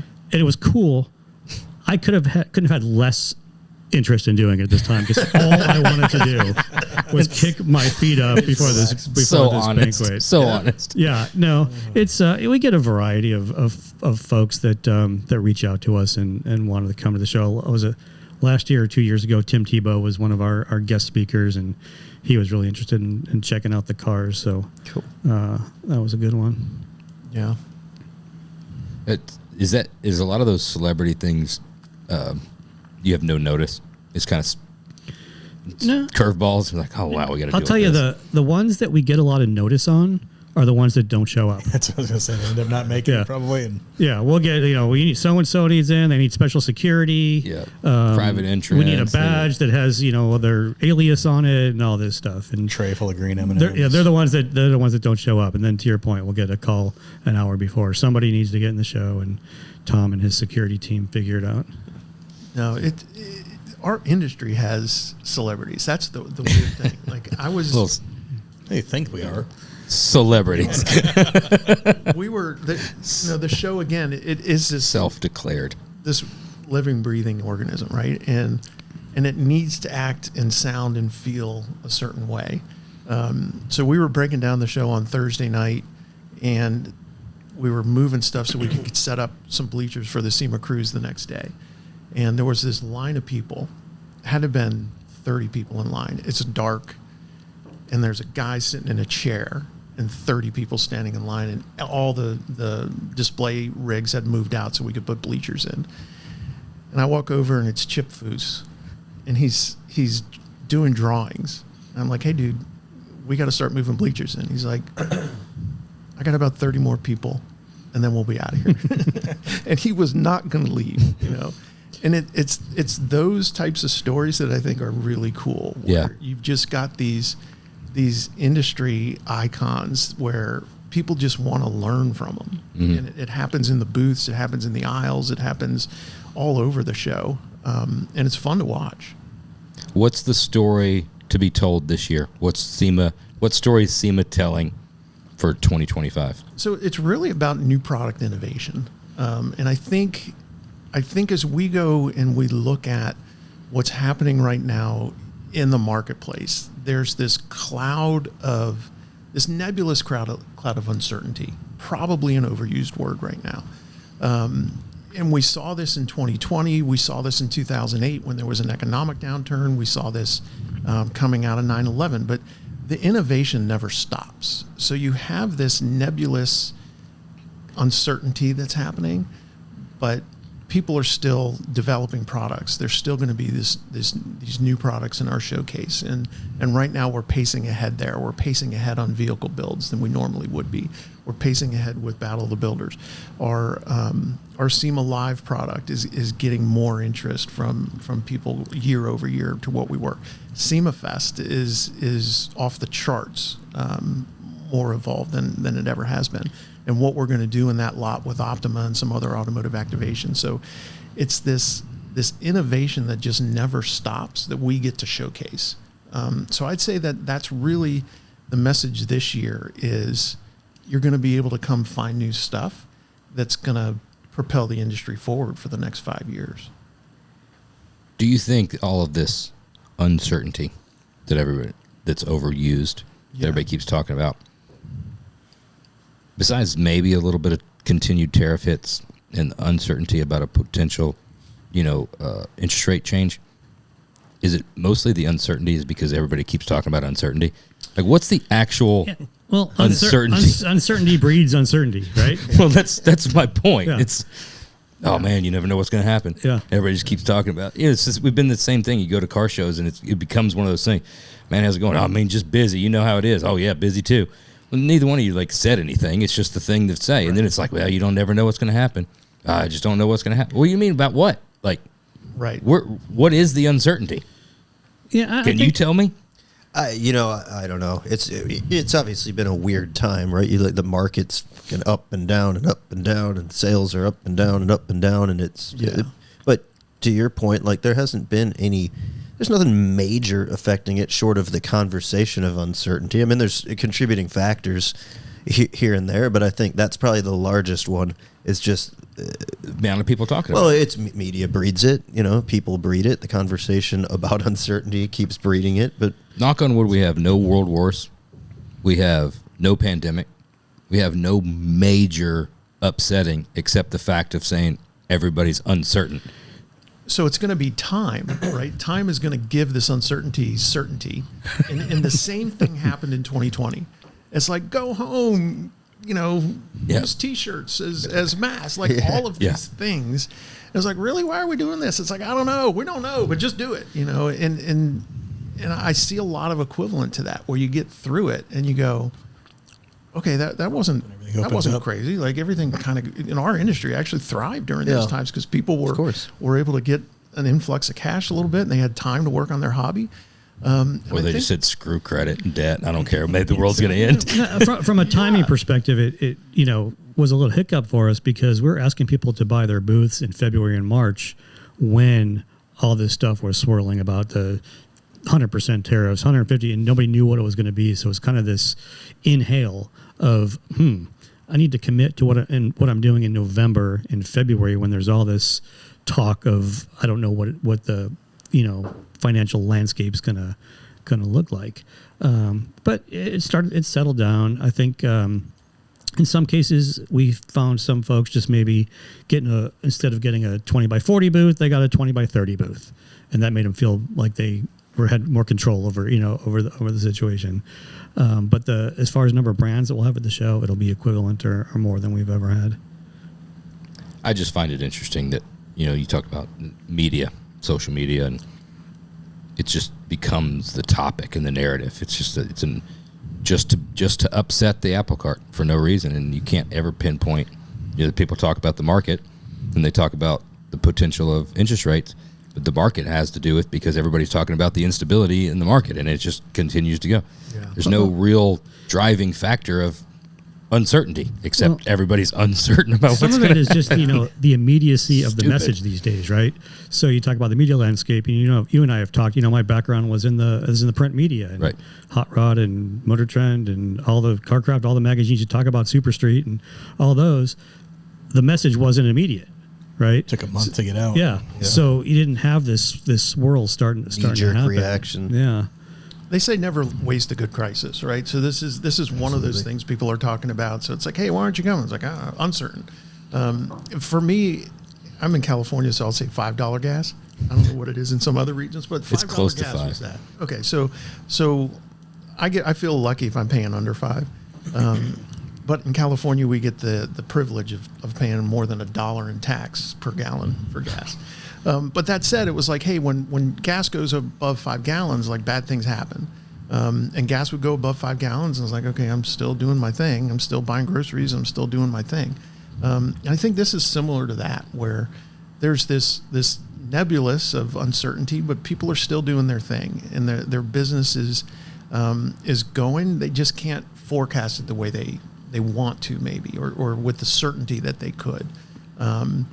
So again, I think we'll get through this process and we'll come out the other end and we'll just go, okay, if that ever happens again, we'll know what to do. I think our industry tends to thrive in those years because it's like when sales are down a little bit, we're a creative, innovative industry. You got so time, yeah. You now have time to come up with new products, and then it always seems like the year after that, it's like, wow, there's all this cool, amazing new stuff that hit. That sparks a whole nother surge in the industry, and well, I would expect like the SEMA Show to show it off. I would expect that exact thing to happen, and we're starting to see it now. Yeah. I think the next couple years are going to reflect that for sure. Yeah, I think everybody was running wide open for the last 4 years and taking a little bit of a break now, maybe, and then spooling back up with, hey, we need to get back to those numbers, and we need new product. We haven't come out with stuff in a while, and there's a ton of ideas out there. And if you have a little bit of breathing room, that's where this industry thrives, I feel like. You're exactly right. Yeah, we saw the 2008, 2009 deal, that it weeded a lot of people out, but the people who could survive just buckled down, and it bred like just awesome new products. Like it was like a tidal wave of new products and innovation that followed it, because it was stale before. Everybody was hanging out. They were just keeping up with sales. Everybody's busy. Yep. They're selling. They're rocking and rolling. It's the same old, same old. And then they invest in new stuff because what you have is selling, and you can't keep up with it. So I think you're going to see it at the show. You're going to see the companies that are there exhibiting are going to be doubling down on what they've got, and the people who are going to show up are wanting to have these conversations. So it's going to be. I just see markers. I think it's going to be one of our most productive events we've ever had, just because the folks that are going to be there are all wanting to be there. There's no like, oh, I had to go, or we always go, so I just went. It's going to be this perfect storm of, I want to have this conversation in this environment, because the next 2 years, I know if I'm here now, the next 2 years are going to be better for me. Or if I sit it out, the next 2 years are going to be more uncertainty. That's the type of attitude that I would you should have, and I would be more fine with. To your point of like, I wish, and I'll get off of this topic after I say I know I've been harping on it, but the uncertainty thing, like, don't just say I've got a little more time to think, right? And I'm thinking about what to do next, because uncertainty, you're saying it in a way that there was a time that you were certain. Because there wasn't a time that you were certain in the last 15 fucking years. Because through COVID, you weren't certain about anything. Through the peak of sales in 21 and 22, I said COVID again. LA's got to take that out. It's 4 times. Damn it. But you haven't been certain. When in life are you certain? When in business are you certain? You've been so damn busy you can't think, right? And now maybe you have a little more time to think, so you're trying to prepare. But don't say you're uncertain. Because that is basically saying that there was a time that you were certain, and you're not. You can't be. Physically impossible to be certain that what the trajectory that you are on in business is going to continue. Right. Yeah, I think the industry is probably built on a bunch of uncertain people who went, I think this product is going to be cool and it's going to work. Exactly. And I'm going to take it to market, and I think that's a great point. That's exactly why the SEMA Show is where it is and does what it does, because we have this board of directors that's a bunch of Type A personalities who have built a business, or they're supporting the racing industry or the performance industry, and a lot of them are racers themselves. And you're like, hey, we want to take a chance, and we want to do this parade of vehicles. What do you think? Yeah. But make it the best, though. We want to do this SEMA Live thing. We want to, explore the SEMA Fest and look at this consumer element. These guys, I wouldn't describe them as risk takers, but they're calculated risk. They're right there. Yeah. Where it's let's push the envelope, I think is a better way to describe it, because you've got to get on that edge in order to be the best. And we've been really lucky as SEMA staff to be able to have this group of people where we say, here's a concept. What do you think? And they go, further develop. And we go back and further develop, and they're like, yeah, let's push that edge. There's only one thing in life that you can be certain about, and that's don't do nothing, and nothing will happen. If you don't do anything, you can be certain that nothing's going to happen. Other than that, you can't be certain. So quit saying it's uncertain times. I'm done with it. Josh's best piece of advice. It just came out tonight. I was thinking, when were the certain times? That's what we got to find out. Tell me when the certainty happened. They all happened in the past. You think fall of 2019, people were certain that 2020 was going to be a banger year? Was there a single person that was certain of what their future was going to be? Let's document the certain times. Yeah. No, but we're in 2025 right now. I'm certain 2016 was a good year. I'm certain it was. Yeah, hindsight is always certain. 100%. I'm just going to answer every one of your questions with, I'm uncertain on this one. Because I can't stand, I just can't, as we've talked through it, I've gotten more and more agitated with the word of I'm uncertain. I can definitely tell. Maybe float it into your advantage. business. When somebody asks, like, when's my car going to be done? You'd be like, yeah, we're kind of uncertain. We're uncertain. It's uncertain times. I mean, it's in a world of uncertainty. How certain can I be? Right? Oh, man. It'll certainly get done. It'll certainly get done. Well, we talked about the new direction of SEMA. What is new that you need to let people know about? I mean, we're talking, there's hundreds of thousands of listeners right now. I mean, it's most of Australia, all of Southern Canada. Surprised, dude. At the show, I ran into quite a few Australian listeners. I know. Yeah, at the Triple Crown. They let me know. They let me know they're from Australia, and they didn't appreciate my comments. I said it'll never happen again. I love the folks from Australia. New Zealand, they're a little different. Scrappy. There's people out there that need to hear whatever message is. Like, hey, just letting you know, security check-in is going to be this. Some things to be prepared for. Security was great last year, by the way. When I was anticipating a colossal disaster, I even had a fake gold badge that I was going to go in the back just because I didn't want to wait in line. Probably shouldn't say that there, but it was. That was the inside voice that went out again. It was really, really good. I know there's going to be a changing landscape again this year with entrance and doors and stuff. No, hopefully you don't notice. Notice. Hopefully you show up and it seems familiar, but changing, different. Familiar but evolving is our goal. And again, there's going to be new stuff in the front. Where in the past last year we had Shell and Hoonigan this year is going to be in Silver 3, and Optima is going to be doing some new stuff in the bronze lot. So Horsepower Rodeo will be over in Diamond. Radford Racing School is going to be over there too. Really? So it's one of these things where certainty. We know there's going to be outdoor stuff, but it's going to be evolving. It's going to be new, and I think that really is the crux of all this. Is that the industry continues to evolve, and we're showcasing what's hot. So when you look at SEMA Fest, we've got 3 new bands. It's going to be Neon Trees, the Black Crows, and Queens of the Stone Age. So and we're getting great support for that. But at the same time, we're going to incorporate better lighting so that we can showcase the things that Optima is doing in that same space.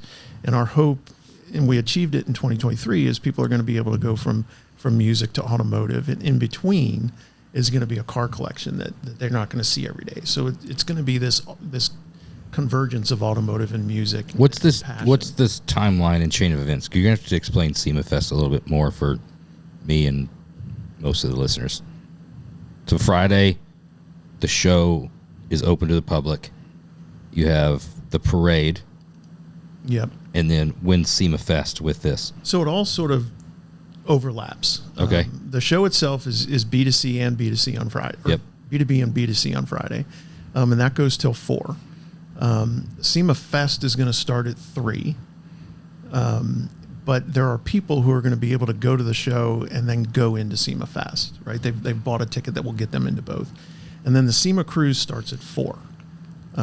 So it's this opportunity for people who want to go to SEMA Fest but see the SEMA Cruise. They can get there at 3 and they can go see the cruise, and then they can come into SEMA Fest. So we overlap it on purpose. We've done that for years with what we do at the end. But it's this really cool opportunity to be able to see everything we do. And there really is no secrecy to it, because you can go into the show, you can see the cruise, and you can attend the automotive music event after. Have you ever given any thought to naming one of these events something without the word SEMA in it? That's a great question. We went through a lot to name. That's a great question. Going through the naming of SEMA Fest was Yeah. a lot. It reminded me of when an automaker just has a new vehicle. Like, what are we going to name this? I get it 100% until you run through them back to back to back to back. I know, It's but like Spaceballs the lunchbox, Spaceballs the vacuum cleaner. But if we were going to do like Carapalooza, right, and say this is a mix of automotive and music, Right. Carapalooza at SEMA. Or, well, you'd have to throw a SEMA in there, right, Yeah. because it just has this brand recognition. So I will tell you this with certainty. Every single time we name something, we consider a non-SEMA name. It just doesn't stick. But at the end of the day, it's like our SEMA Live, our live broadcast. What is that? In 2 words, Right. we tell you what it is. What is the SEMA Cruise? It's this cruise of cars that come out of the SEMA show. If we just called it like the Ultimate Cruise, presented by whoever, it wouldn't have that same like bucket list. I gotta see when those is vehicles. it? Where is it? Right. How's it tied to the Yeah, show? it Right. just saves us a lot of time. But it is interesting because when we talk about all of the things we do, Yeah. from SEMA Plus to SEMA Pack to SEMA Cruise to SEMA Garage to, heck, SEMA at that point gets almost forgotten. Sometimes there's a word that could come before SEMA. It could be. You're blowing my mind. Could be Battle of the Builders at SEMA. It could be. I just can't imagine. It's fine until you start. When you start listing them, you're like, holy shit, the amount that you've got to keep track of. Yeah. It's got to be a nightmare, like the file arrangement looking for something, because it's all SEMA. Oh, and then it's acronyms In the after that. computer, It's yeah. SEMA BOTB, and then it's trying to find the You files. work here or something? Come on. Remember those accolades we were throwing at RJ before? We got to take some of those back. And come on, RJ, come up with something new. Who So picks the music for the SEMA Fest? So that's a great question. I got a plug Because coming up here. So it's because a loaded lot of question. people think that old irrelevant people like me do. Where we are now, and I hope this doesn't trigger you, but there's an AI generator that knows who our focus group is that we want to target, who our demographic is to attend both the SEMA show and SEMA Fest. And we're able to take bands and we're able to run it through and see what the popularity and overlap is. So when you look at the Black Crowes as an example, they have a tremendous overlap with the demographic that goes to our show. But Black Crowes fans are also fans of Queens of the Stone Age. And Neon Trees fans are fans of Black Crowes. okay. So we didn't get to this by accident and just be like, oh, here's 3 cool bands we think would be good together, and it's my opinion or someone else's opinion. There's certainly a lot of opinions. We have somebody who buys the talent and negotiates that, and that's his job. And, they work on events all over the country. But create the target. Well, yeah, and we're Yeah. really fortunate where the vendors we work with are doing the big events, Lollapalooza on down to, things that happen up in Napa Valley. So I'd say our audience is picking the bands, and we noticed that last year, where the guy who was doing our digital marketing is like, your lineup right now is really good with your demographic, and this year I said, okay, how do we make that guy happy from the start? And we got him involved, and we're like, how do we pick a lineup that our demographic's going to like? Right. He's like, funny you should ask, and he showed us how we could do it. So That's crazy. We're going to see how it goes, but that could be a silver lining for AI. You know who that AI did not put out? Florida Georgia Line. It never suggested Florida Georgia Line ever. I'd love to see. And now, if you drop that target audience to just the SEMA trucks out in the front that didn't have a drive shaft, Florida Georgia Line all day long. That would have been the That would have been the absolute 100%, right? I don't like Florida I don't know Georgia if, Line. I don't know if by this the will way. Yeah, work through your AI deal, but goodbyes to the guys from the band Chevelle. Just figured Chevelle at SEMA seems like the perfect fit. Yeah. They're It's- kind of tight pants wearing hipsters, so I don't know if that Maybe they could hit like the rest of the market. But cover some Beach Boys too to get the whole demographic. Just you know? all the car stuff. Yeah. I mean, the band name does make sense. I mean, Chevelle at SEMA. They don't sing At about SEMA cars Fest. at all, They do don't, no. They really should, because they're car guys. yeah. Talk to him about that. Maybe you and Sam just whisper it in his ear. Say, What do you get Suggest it. in return for that plug? Nothing. Maybe front row seats. I don't know. Wow. That's quite a. That's, Maybe. There's some certainty in maybe, right? yeah, there's some certainty in maybe. Always I'm gonna stay in check that out. gray area. You know what I'm certain? I'm certain he's getting something out of that plug. That's what I'm certain I'm about. checking out the Crows though. Man. I'm looking forward to That's good. I saw them about a year or so ago at a festival, but they were drowned out. Like the audio was really bad. Okay. So you couldn't really. And I love the Crows. So and I know they perform great live. It just was. It's a phenomenal show. Yeah, I'm looking forward to that. Yeah, and one of the again benefits we've got is we've got a small area that we're doing it in. So if you're an audiophile, this is a great place to listen to a concert because That's it's cool. a confined area and we can literally target the sound to the audience. Yeah, the audio was a little hard to handle, maybe. Yeah, Oh. it was just kicking my heart around. See the what whole you did time. there. I'm certain I don't like that. I like how you tried to hip it up and try to be the Crows. Yeah, I'm a big fan of the Crows. I am. It's the Black Crows. Or the Crows. Is that the cool way to I say don't it? know. Is It's it- just the way I You say think That's it. the way about the you said shoes or the band? What's that? Oh, shoes of the band. No, both. Yeah. But no, where we are now is wherever you are in the channel, right? We've got manufacturing, distribution, and end user all attending an event in the same week. That doesn't happen, A, by accident, or B, very often. Right. So no matter where you are in that channel, if you make a part, you distribute that part, or you use that part, we've got an opportunity for you to be able to come and share in this automotive, this industry, this passion, this homecoming that we do every year. So I think that really is truly the message. Is we've changed it so that we're able to have this entire industry be represented, and no matter where you sit in it, you've got an opportunity to come. What's the artwork theme this year? Is Chip doing the art again? No. Okay.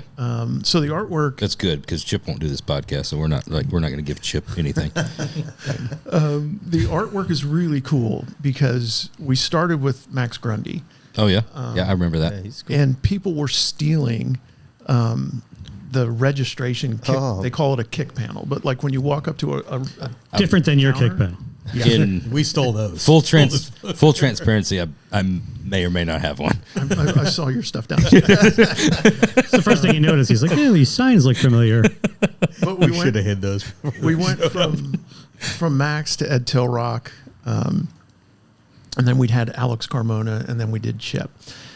We haven't announced it yet, but very soon we're going to announce, and it'll just be between the five of us. Is that Okay. cool? Yeah. But it's going to be Larry Chen, and Okay, Larry. so everybody that's listening, yeah, just turn on. Yeah. Don't listen. Yeah, just for a minute. Breaking news. He's amazing. Well, the cool thing about him is he's looking at our industry from a completely different set of eyes, but literally from a separate lens, right? Mm-hmm. Where everyone else was doing drawings or Alex was carving incredible artwork out of wood.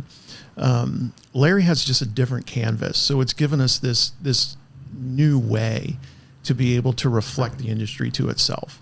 And I was pretty excited with Chip's artwork, where he had what I call Easter eggs. But there was a piece he did that was a welder, where he had coins stacked on each other, and then the person welding.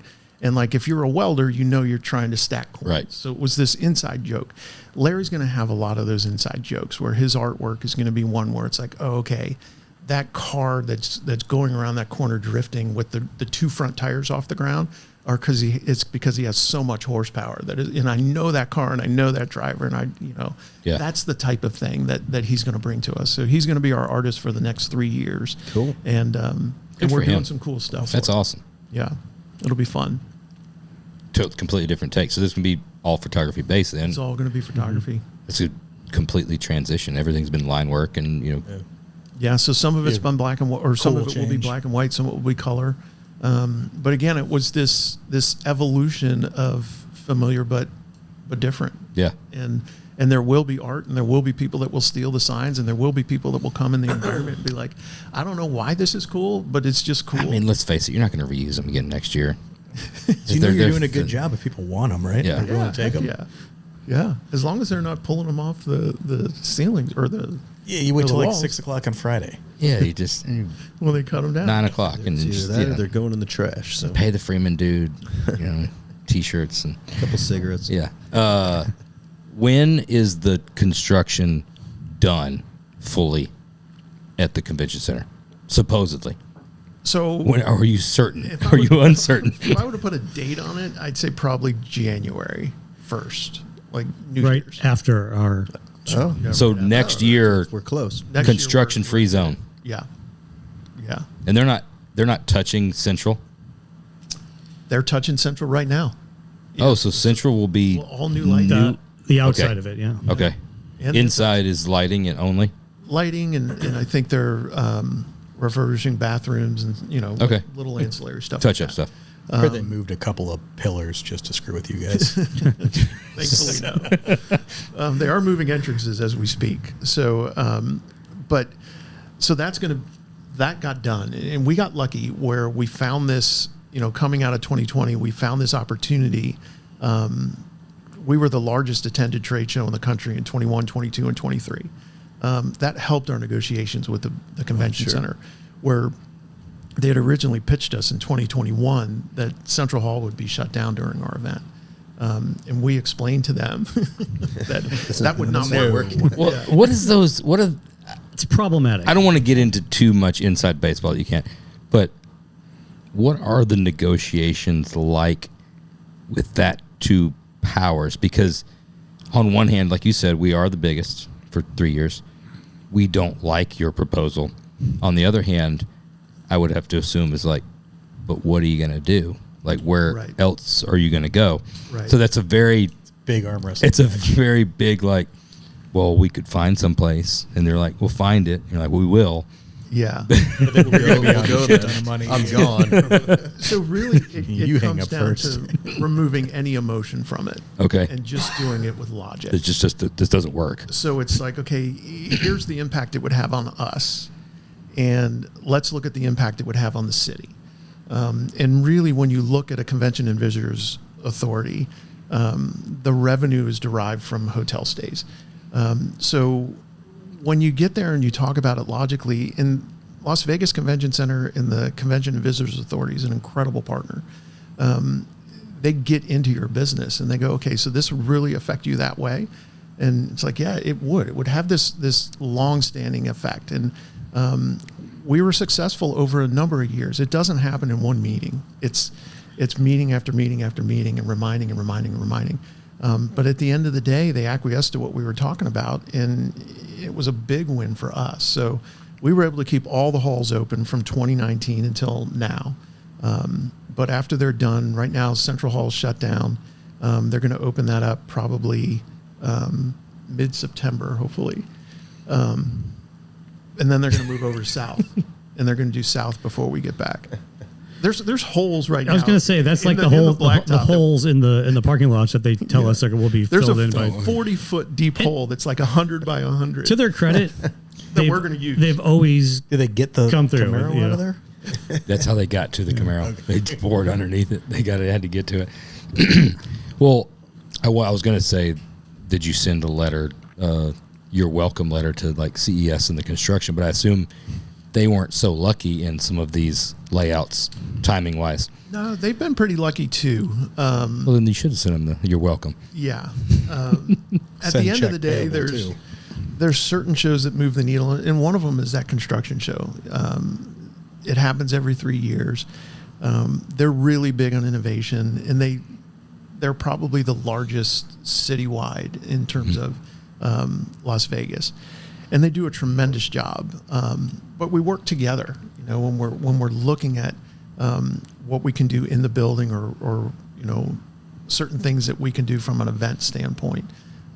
We all work together in that respect, So it's great to be able to help foster people going to Las Vegas for a business reason. Because heck, we moved the show to Las Vegas in 1977. Leo Kagan was our chairman of our Vegas board was at that different time. in 77. Oh my goodness, right? You did not move a B2B event there, and you did not move it out of Anaheim. But to Leo's credit, until he couldn't come to the show, he was at the SEMA show every single year in his booth every single day, and to a point where we would go pick him up in his room and make sure he was able to get there. So he did it until he was triple digits old, and that to me was a selling point, where this guy's so committed to our industry that a former chairman of the board, who we credit with making the decision to move to Vegas, never stopped going to that show until he couldn't. That's wild. That's crazy.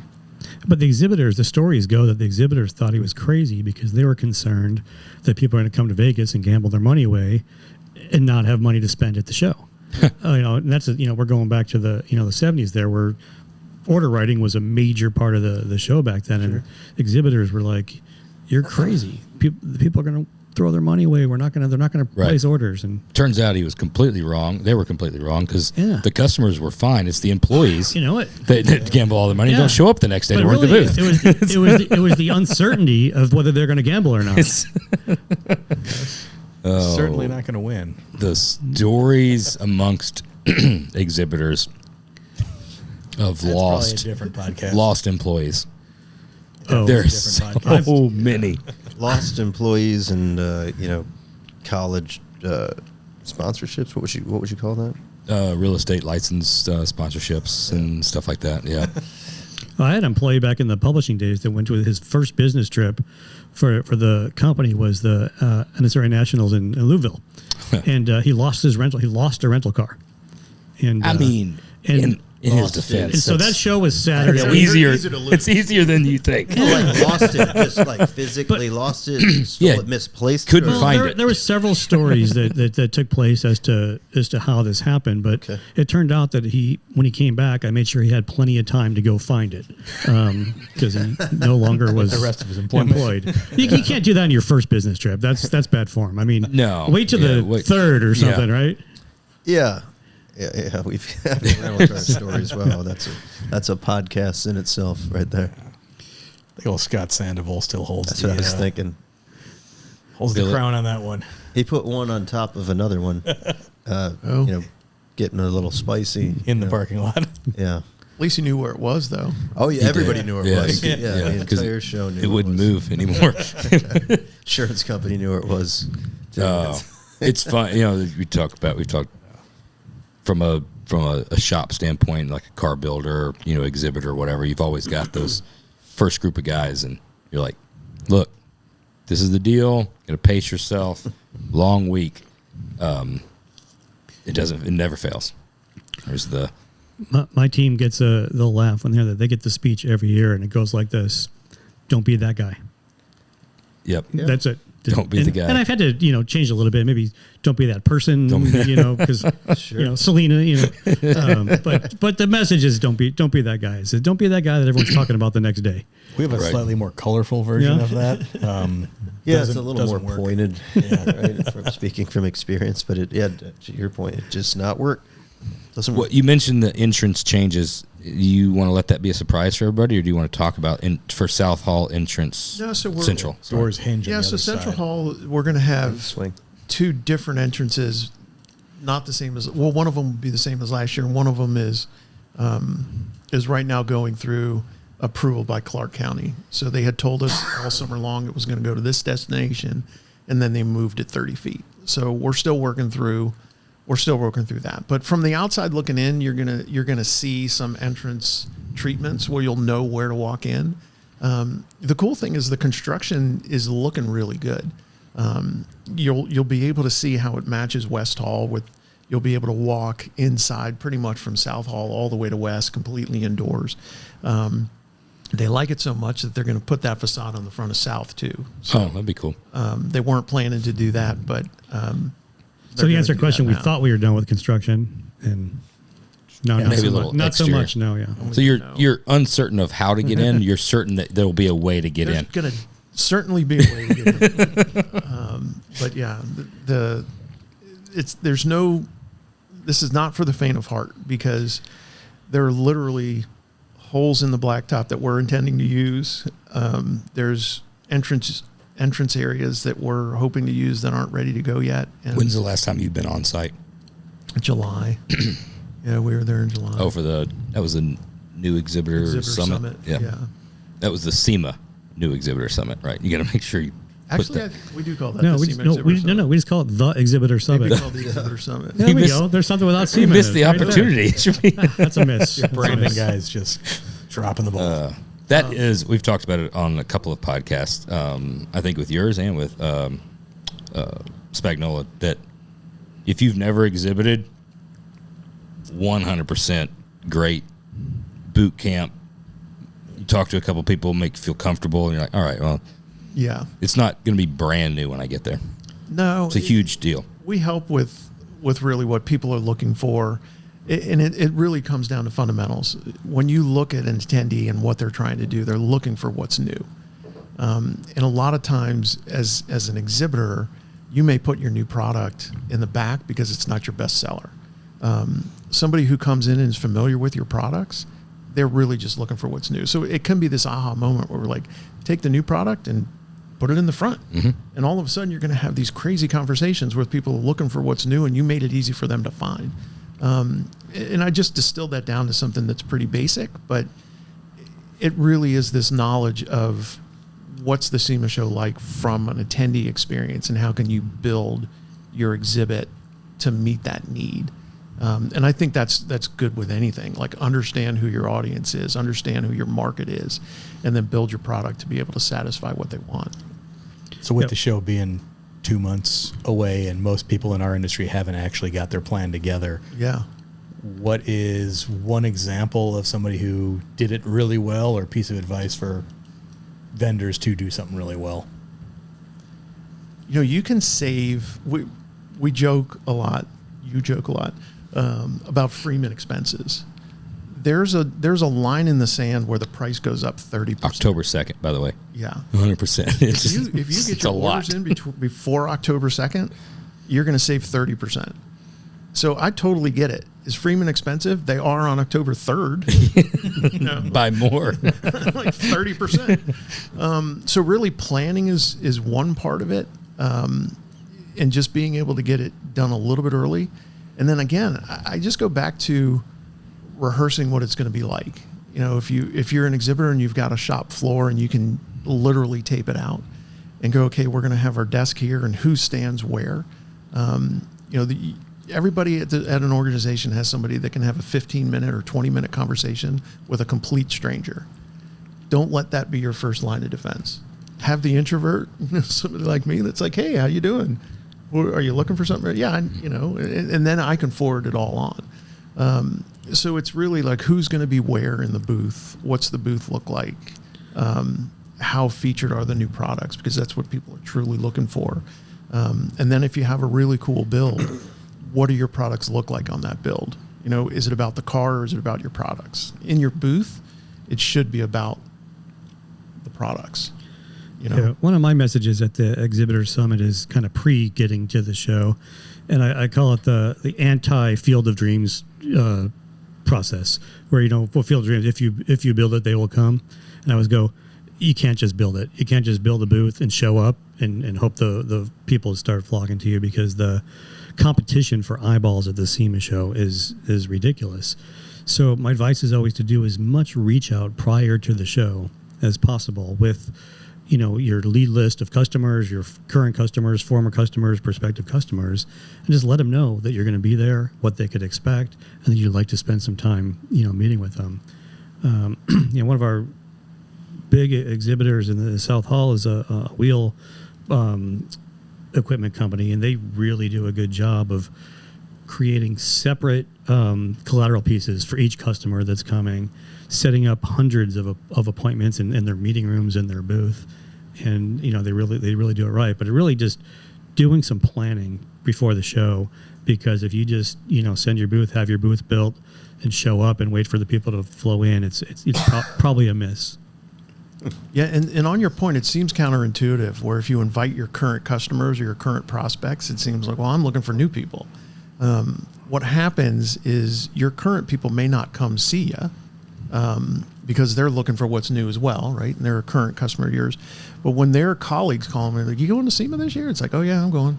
I'm for sure I'm going. Like, that is what helps. That's what spurs the news. So if you have 2,000, 2,500 companies telling the industry, hey, I'm going to be here, to their customers, exponentially everything goes up. Right.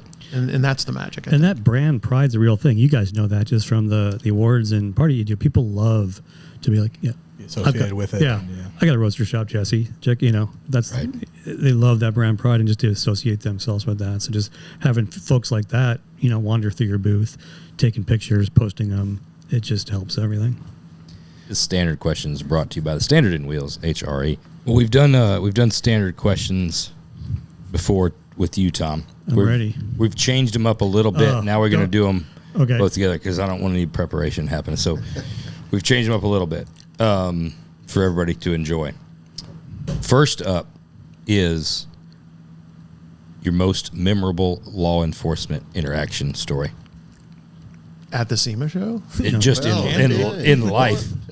Right, Extra points for a SEMA show. I don't answer questions. All right. Well, all right.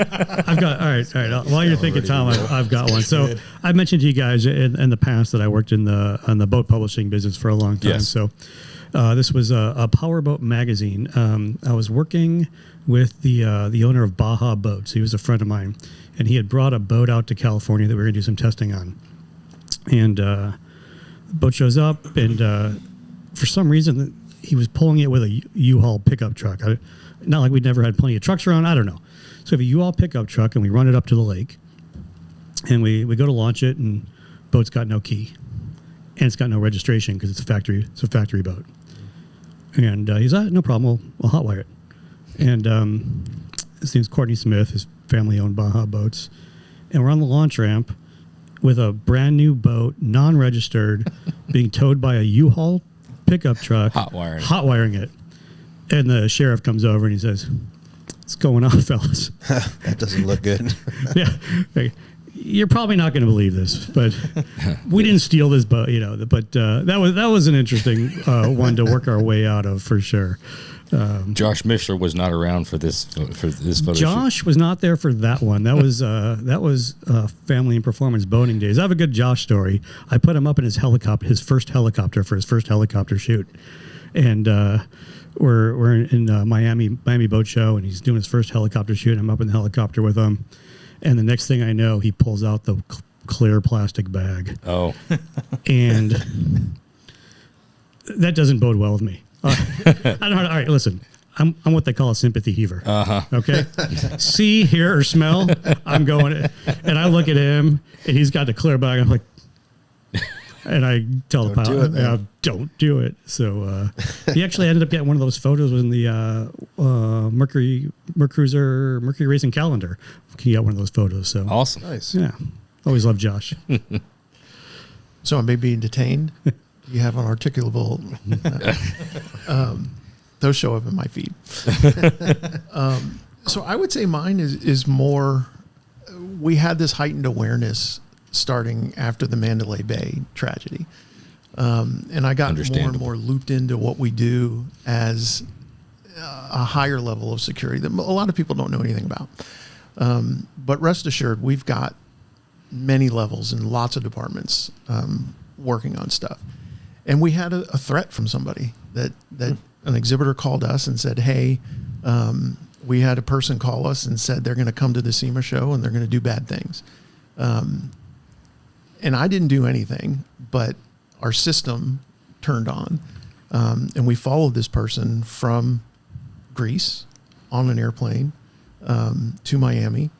They knew exactly what he did in Miami, and I got a briefing on what he did and what he went and what he ate.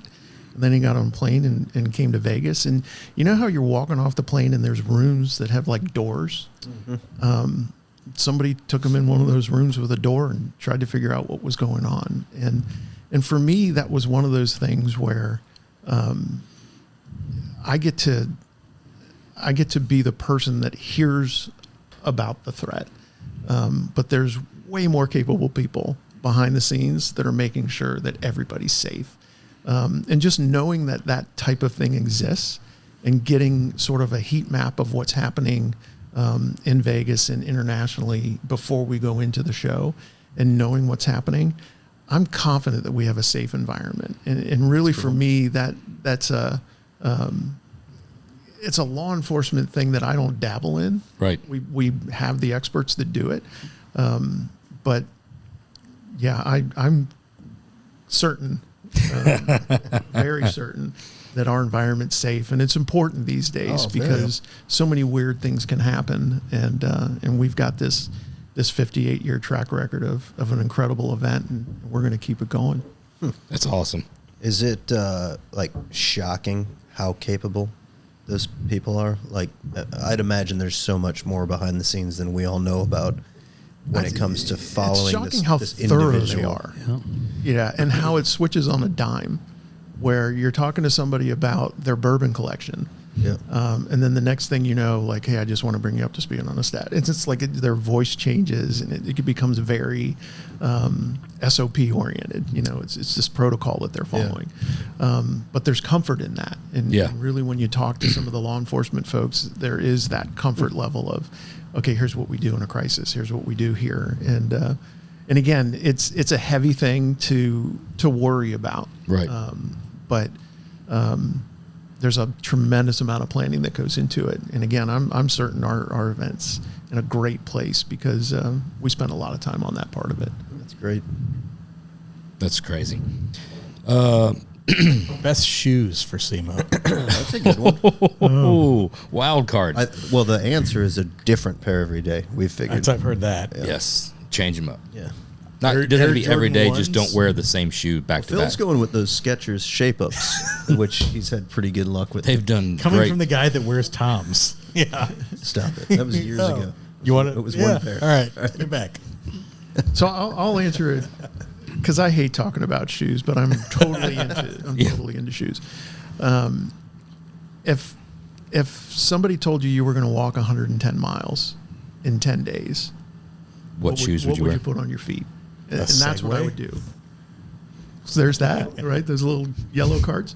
But I like to have 2 a day. I like to switch it. Oh, midday. 3 o'clock. Yeah. So under my desk at the SEMA show, there's always another pair of identical running shoes. And there's something about putting on a cool pair of shoes. Oh, it changes it all. It can change your disposition. I don't like it. That's why I change up the next day because I want to have a full 24 hours for those things to return back to normal. Definitely. Yeah, I don't know if I found the right answer to that because sometimes I'm still a fashion before function guy. Yeah. Yeah, And that's why I see you in those Tivas. Yeah. I was thinking. And I can't I was going to fire a shot. I can't say that I'm portraying that today, but yeah, I turned to the Allbirds a couple of years ago, and then I started feeling old wearing those, so I have them on today actually. But The Allbirds because I are am. considered old. I mean, that's I a don't know. relatively hip new Yeah. brand. I'm not sure. Huh? For the Australian listeners, I guess Ugg boots, right? Ugg boot, yeah. Yeah. We've got an employee that dabbles in the He Uggs. does. If you come into the Roadster Shop booth as a man wearing Ugg boots, you're going to hear about it. I mean, Yeah. I'll say that. Just put that out there. That's something you can be certain about. If you come into the,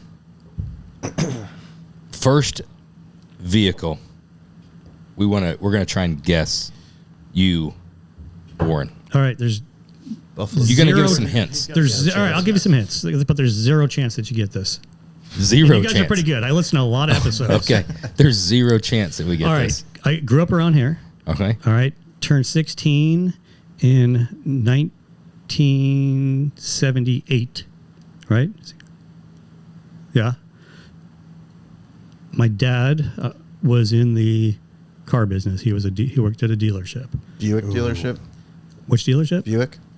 No, this was a Dodge dealership. Oh, okay. Mr. Norm's Grand Spalding shit. Dodge. That's cool. That dealer. Just a dealership. normal little small dealership. Yeah, Mr. Norm's. Funny story. Kevin Ostie just sent me a photo recently of somebody that posted something about a car that they purchased and had my dad's business card on it. Oh wow. Yeah, That's cool. That's really From cool. there. Crazy. Anyway, so sorry. Here's my hint. He would oftentimes purchase trade-ins. Yeah, that's what I was gonna say. You're getting a weird trade in they couldn't sell. He'd often purchase trade-ins. That's In a tough- 78? That's a tough era. If it's 78, it's a trade, and I mean at that Yeah. point you're 79. Mid, We'll call it. Yeah, you're mid 70s, maybe early 70s. 74. 80. I turned 16, 80 to age me. So there you Okay. go. All right. Probably 76. Car's 76. I'm guessing. He said zero chance we're gonna get it. Well, let's see. They have a Vanagon in '76. No. It was in Vanagon the came out in 80. 80. Yeah. You're in the Chicagoland area, though, dude. Nobody's driving those. Maybe they couldn't sell it, so that's why he had to take it off the lot. Vegas. Yeah, shit. I'm trying to think. I'll throw out another one. I'll throw out another hint. I wish I had this car today. I wish I had it. All right. Well, that doesn't help me at all Okay. with this shit. But I'm just going completely out there on the limb. That's a Volvo P1600. I'm just going. Dude, it's out there. I'm throwing out there. Interesting choice. Yeah. Yeah, but somebody coming out of that into a Dodge, it's a little shocking. I could see, like, trading. Family. I could see Young trading guy having to brands. started his family. Got to get rid of his sports car. I'm going Vega. Mid 70s Vega. He wishes he had it today. Yeah. Who wouldn't want a Vega? Yeah, man, that's a cool car. No? You I said got the one nothing. that That came was- in the shop for the Yeah, chassis? no, it was cool. It's pretty cool. I'd rather have a Maverick. Did you? but Did they get? You did this when you were on the first time? No. We have not done. Oh, This okay. is new. We're going to him next. Okay. I'm going like mid 70s, early 70s Ford LTD. That's easy, big car. I don't think we struck No, it I don't out. think Yeah, we you did. don't- you would He want said that zero now. chance. Yeah. He said You zero know, chance. I think the Vega was kind of close. Okay. 65 Corvair. Oh, Corvair. okay. My first car.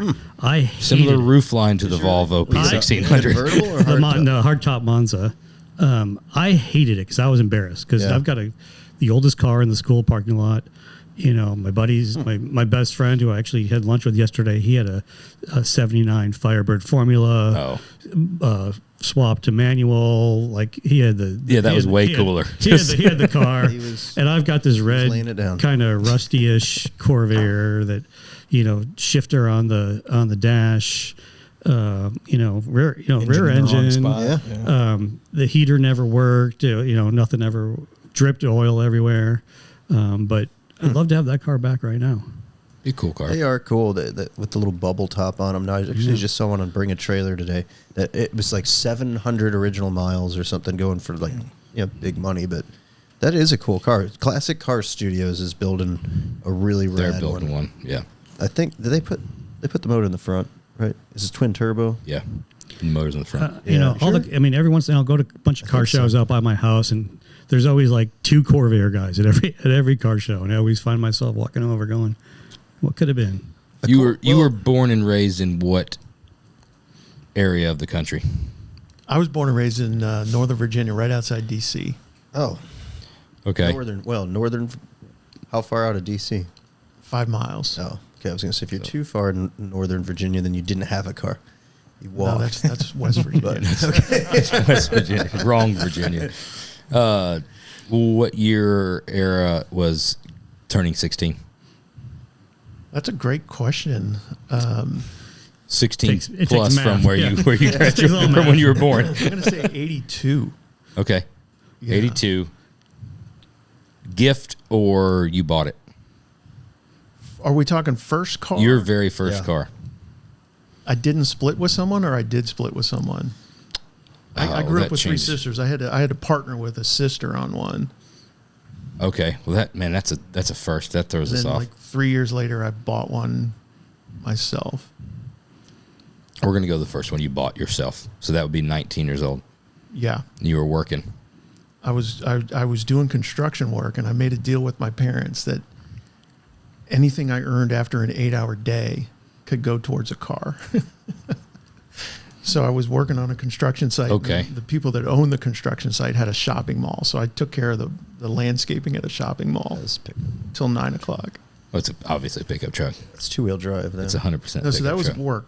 work. I'll give you some hints. It was a game changer in a automotive. performance category. Oh. Did they make the Taurus SHO back then? I think it came out then. So this would be 85 is when you bought it. 3 years after you turned 16? Yeah. 85-ish. 85, 86, yeah. What's something fuel injected? Be the first TBI of something in 86. Be Camaro. It'd be that's Be Camaro. It was not domestic. oh I don't know what was a game changer that was not domestic. BMW. Dude, I got to bow out. I don't mess with the non-domestics. So It's a 3 Series BMW. That's where I'm going with it. Diesel Rabbit? He said game changer in performance. Yeah, it could have been the first Diesel Rabbit they made. It's not a game changer. VIN number 1. You have nothing. I don't know. If you're that's fine. Yeah. I'm Stonewall. I'm going with BMW. Mercure. So it was a Volkswagen Rabbit GTI. It was not diesel, 80's but that's close. Yeah, 83 was the first year for the GTI. And That was a game changer in performance. The GTI. it was the original pocket rocket. Yeah. And it's kind of spawned the Dodge Colt, I guess you could say Yeah. a little bit. But I chased that GTI feeling, and even to this day, I drive a little M240 that gives me the same electric buzz when it's a stick shift too, and that was a stick. And if you kept it in the power band, it was a fun car to drive. I That think it little had 90 GTI though, horsepower. that shifter was not great. No. That it was a stick. But It was just literally a stick that went down in a hole. I've driven that car a couple of Yeah. times. I had a friend that had one. It was better than all the water cooled It was VWs at the way time, better. though. Yeah. Made better sounds. Yeah, I think for somebody sure. was close on the first car I actually bought myself, and I had to have it. And my dad couldn't understand why. 76 Cutlass Supreme Broham. Broham, we called bro. it. I call her Broham too. Called it Broham. Yeah. Velour interior, leaky sunroof. Most comfortable seats. I had I to called have. the 76. I had something. I had to have that car. And I don't know why now. Did the headliner start falling? Oh yeah. Yeah, Obviously. push tax. Yeah. Yes. Spray glue and stick it. I wonder what vendor it was that made those. They had to have just went out of Colored, business. or the like faceted ones. That, Yeah. yeah. I just figured the guys like with this they put the sunroof and they kind of just cut it and went like Oh, and tucked it up Tucked in. it in and just put kept that U falling. channel back in. All right, cars. Let's see. You did, if I remember correctly, favorite car movie was Gone in 60 Seconds last time. Which is a great fucking. If you would like to change that, you can. If you want to stay with it, you can. You have to answer. all right, I think this one is probably overused, but it's just from my era, and we kind of touched on it with my buddy's formula. It has to be Smokey and the Bandit. Oh, I know it's over. Hey, no, that's overdone. great because that is one of the best segues that there ever could be. Well, let's get back to Gone in 60 Seconds. No. Because interestingly enough, on my flight home from the Triple Crown, Sitting next to Angelina Jolie. No, out of Nashville. I didn't come prepared. I didn't download anything. So I get on their Wi-Fi. I'm like, what am I going to watch that I can? I don't want to start a new release movie and not finish it. Short flight. So Gone in 60 Seconds is on that. Man, I haven't seen this in years. So I watch it. That's a great movie. It is a good movie. It is a really good. There's so much, like the opening scene that They did a really sounds good, are amazing. a really good job with how like factual it is. I mean, there's some like goofy stuff in it, but for the most part, that's a really, really good movie. So back to the segue. Yeah, what's the next question? You got it? What is there any more standard? Yeah, we got questions? one. We got one great sandwich. One great question. So you said Smokey and the Bandit. Interestingly enough, our newest segment and our there's a new segment. fan favorite question is very simple. Burt Reynolds or Sylvester Stallone? Plain and simple. All right, I think this one is pretty easy for me. And I did mention, Smokey and the Bandit, best car movie, but I could name every word from every Rocky movie. Yes. That has been. See, that's what I love right there. Because sure, Smokey and the Bandit, good movie. That doesn't mean that Bert's a superior being. Stallone dominates. Yeah, except the fact that Stallone had we don't need to copy keep. No, we don't need to Burt keep and talking about everything. it. You realize he also had a '79 black Trans Am with the gold in Rocky 2? Yeah. The same exact year that Smokey and the Bandit was coming. All right, come on, dude. Before. Like, try Google it try and see which not one to- came out first. Smokey and the Bandit did. Yeah, by like 20 years. It's old. No, it came out. It was both of them were '79s in thing, but Smokey and the Bandit came out at the beginning of the year. Okay. It's odd. Also, both of them, had big rigs in their movies. It's Snowman driving one. Stallone had to drive one. There's a lot of copying. I'm sorry, what'd you say? Stallone driving one. He drove it. No, he acted like he was driving one. He's an actor. He drove it. No, he didn't actually drive it. Yeah. Yeah, So Stallone. I gotta go. I gotta go. It's gotta be Stallone. it's gotta be something around this area up here. This Could be Midwest. accent, Midwest something thing. like that. Could be. To you. Yeah, I'm going to go Stallone also. That's two. My goodness, I'm getting my ass kicked here. We're winning I got to today. tell you, it's the fact that he wrote the movie. Yeah. Like when you look at Stiller and Affleck and that they wrote that Good Will Hunting movie, it's pretty cool. They're not the best actors in the world, but for that to come out of a creative mind, Yeah. and then have the stick-to-itiveness to figure out a way to get it on a screen. I mean, you beat enough people down. 100 tries, finally somebody's going to make it into a movie. Yeah. It's just after you Perseverance. just give up. Be like, whatever it's going to take to shut you up. Damn. How many Smokey and the Bandits were there? 3, 4. Rocky's on 7. You're going to count. 8. You're going to count all of them. Yeah, it was But there's 4 good ones. 5 good ones. No, 5 sucks. Five. was the Yeah, no, worst. 5 was terrible. Yeah, I'm good. with you there. Five. Not a big fan of. Not a big fan of 5. Yeah, 5 was the worst one. But Rocky Balboa was great. Rocky Balboa is amazing. Yeah, I would give you that. Great movies. Creed 2. All good movies. Continuation. Yeah, but the end of Rocky 5, arguably one Yeah. of the better. The movie as a whole, not real good. The street fight scene. Street fight. Yeah. It's one not of the better than best. it's not better than 4. No, yeah, 4 is No. great. 4 is the best. I've got one that ties into both of these that somehow you two have both missed. Driven. Sylvester Stallone, Memo Moreno. IndyCar driver. Yeah.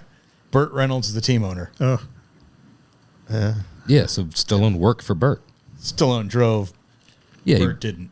as an actor, they both were acting. Neither one of them did anything. But Stallone's way more badass in the movie. the director casted the boss as Bert. He's like, you know what? You look more like an authority figure over Stallone. With the horsepower of SEMA, is there a possibility of reaching out to Stallone, getting him out there, showing him around? We're not going to do it for Bert, unfortunately. But for Stallone, maybe we get him out to SEMA. Roll out the red carpet. He's a car guy. I don't know if we should do that. He's a car guy. I don't know. He's always invited in case you want to meet him at the end of the red carpet. I like his movies. He's a great actor. He's just, Stallone or Florida Georgia Line, who would whoop Josh's ass harder? no, neither one. Stallone's still badass. At least we'd fight eye to eye. Hey, we had a win. We had a win tonight for teams. Hey, you did. You've come off. You deserve that because you guys have come off some serious losses on the whole Bert Stallone thing, especially at the show last weekend. It was pretty obvious that Stallone was winning that one handily. But I think that right now it's a tally. Elio put the tally up. might be neck It's and either tied, but I think Stallone might be ahead. The double wins here is going to put it to Stallone's edge. This too. And they'll keep coming. It really is a very nuanced question when people ask because there's there's a lot of talent and a lot of excitement in our age youth for both of those actors, but there can only be one winner. Yeah. No, it's vision. It's a vision. It's just vision. And I think that's when you start to think about, taking it back a little bit to the show, like what's the show going to look like? What's the user experience? What's your booth experience going to be like? Somebody's visualizing that, and success is going to be able to see that come on the show floor in real life. And for somebody to have the vision of that, it's like the guy that did the Hamilton musicals. Oh yeah, every single word. Like how does that come out of someone's brain? Because all I'm worried about is cars and events, right? Yeah. It's like, I can't imagine that sales pitch the first time. You're like, no, trust me. I'm going to wrap it, right? And people are going to love it. It's going to be Broadway. Like, yeah. But it does come down to this artistic vision and really this fundamental basic of here's what I see that I think is cool. I want to share it with people. And when you look at what we do at the SEMA Show is this incubator of ideas. Not all ideas are good, right? And you've referenced some of the vehicles that we've got there that may fall in that category, but at the same time, it helps evolve something. I don't know if you guys remember the first time you saw a 20-inch wheel and you're like, there's no way this is going to, nothing can get bigger. Right. And then you saw a 26 and then you saw a 30. And you're like, oh. Well, I remember the first time I mounted a 17-inch wheel. You remember and it was like mounting a 21 a chance? What that's like? I couldn't. No? I couldn't mount a 21-inch wheel. Don't be an ass. I just bring it up. You're going into it. I just brought it up. Being an asshole is what you're being. I got defeated this weekend by a 21-inch wheel mounting job that I couldn't do. It was the 20 that broke me. But anyway, but no, to your point, the 17, it was like, this is it. Then there was an 18, then there was a 20, and it just. Yeah, and the rest is history. It's this constant evolution. We were talking about earlier, where it's just the industry doesn't stop, and we're gonna figure out a way around it. When regulation comes in and they say, you've got to do this, you got to do this. Our industry has this history of just making it better. It's like, okay, we need to lower emissions. Here's a way we can do it. Here's hydrogen. Here's synthetic fuels. Here's electric. Like it's all represented in our industry, and we're showcasing it at the event, but it's different ways to think of the same problem. Like how can we tackle this and really the end user gets to win. But yeah, because then the rest of the industry adapts, and we've seen that happen over and over. I mean, we were just talking about 20-inch wheels. Now, if you go to buy a new Audi and doesn't have 20-inch wheels stock, you're upset. Like, what's going on? Was it base model? Yeah. What's going on? Or even when the back of the seat audio systems were big. that all started in the aftermarket. With all kinds of different engineering going on for people whether to put it in or hang it or whatever. Sure. And then 3-4 years later, that stuff comes standard in a OEM vehicle. So the whole industry adapts to the aftermarket, the ingenuity of the aftermarket. I think that's why the cars are so important from my point of view, anyways. You just saw a 20-inch wheel, probably walk past it. Yeah. See a 20-inch wheel in a car, it's a game changer whether you like it or you hate it. Maybe that's too big, but it got you into going to 18s from 15s. Right. Or it inspired somebody to go a complete different direction and try a different style of wheel in a 20 or different finishes on it. See it on one car, on some new, high-tech supercar, and we can incorporate that into an old muscle car. Or it evokes thought and emotion because you took that product and picked a direction. Whether you like that direction and want to follow that, or you absolutely don't like that direction and want to go against it, it evoked the emotion because you took the product. Somebody took the product and took it to the next level versus it being stagnant as the product. Because then there's nothing for you to agree or disagree with. You're just like, well, that's a wheel. Yeah. Can't wait till I see somebody do something with it so I can agree or disagree with it. You have to. It shows the innovation and 100%. Inspiration and gets everybody's mind thinking on what they want to do next. Right. Yeah. But think about that as an industry. Like we literally reinvent the wheel on a routine basis. Yeah. Like what can this round thing do? What can it do different? How can it serve us? It's crazy to think about how long that's been around and how we continually keep modifying it to serve the need. We were just the guys from HRE were out here yesterday, and we were just chatting with them, and they're just kind of casually dropping some of the new technology and the innovation. And you're like, dude, after all these years, how do you keep, I mean, like, wild new stuff that's so different than what's out there that's probably coming soon? It's just nuts. It's Yeah, round, and it's but when thing. when they explain it, you're like, "Oh shit!" Like, yeah, it makes perfect sense. Wonder why somebody didn't think about that before.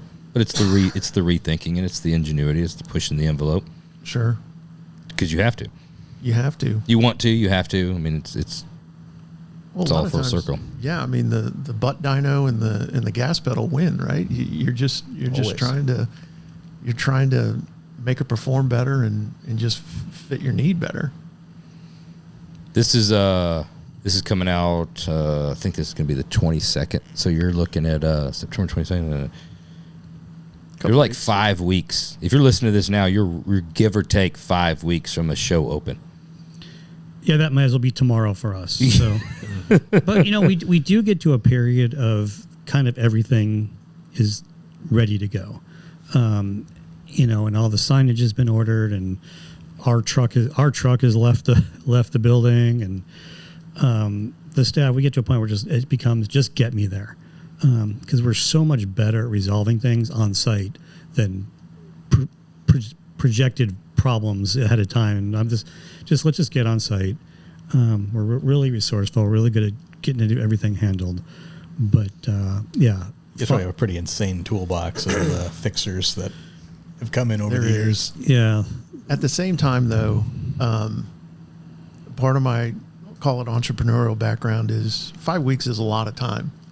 You can do a lot of stuff in 5 weeks. There's still time to register. There's still time to buy a booth. There's still time to do a lot of stuff.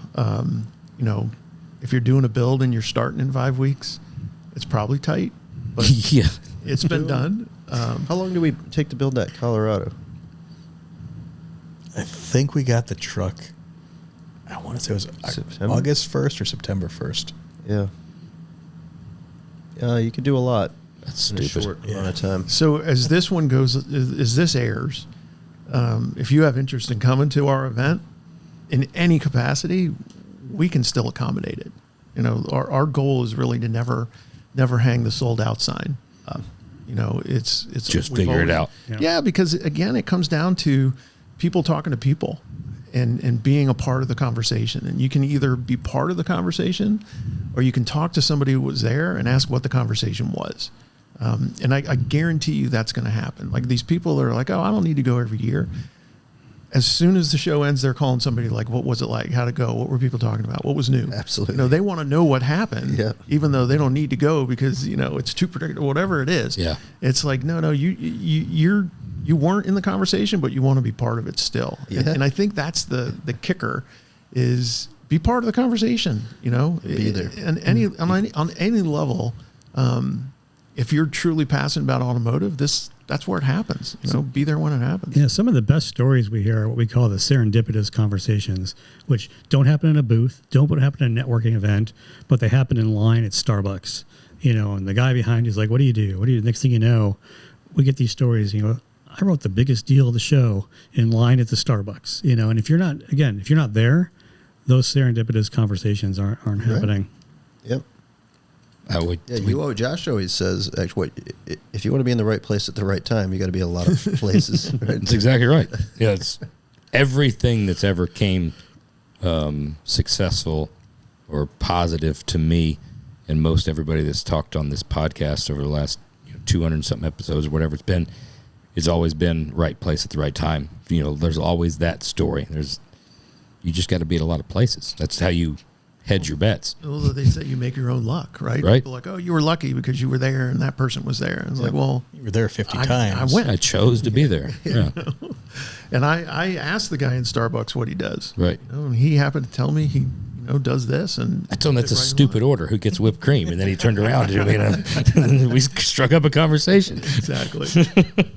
I can say I've never been in the Starbucks line at the convention center. And you don't drink coffee. Yeah. I drink coffee, and that's a tough line to. There's a hot tip. What is it? There's two lines. Go to the right. And nobody knows about a line that goes So as you're facing that Starbucks, Yeah. everybody hot. I just ruined the hot take for everybody. But Hard, right? just you'll see a big line. Just pretend like it's a 2-lane road and go down the shoulder, and you'll find your way up there. I usually don't even attempt it. I'll have to bring a coffee. We generally get dropped off at the hotel next door, and then we go to that Starbucks there. But even then, it's sometimes a little sketchy on the wait. Oh, with the Renaissance? Mm-hmm. Yeah. Or usually we get a coffee at the hotel, whether we're at the Cosmo or whatever, and they serve it at 700,000 degrees. So by the time you get to the convention You can center, start drinking just it. start Still drinking burn it. the shit out of If you your- haven't your spilled it on yourself in the cab on the way there. Yeah.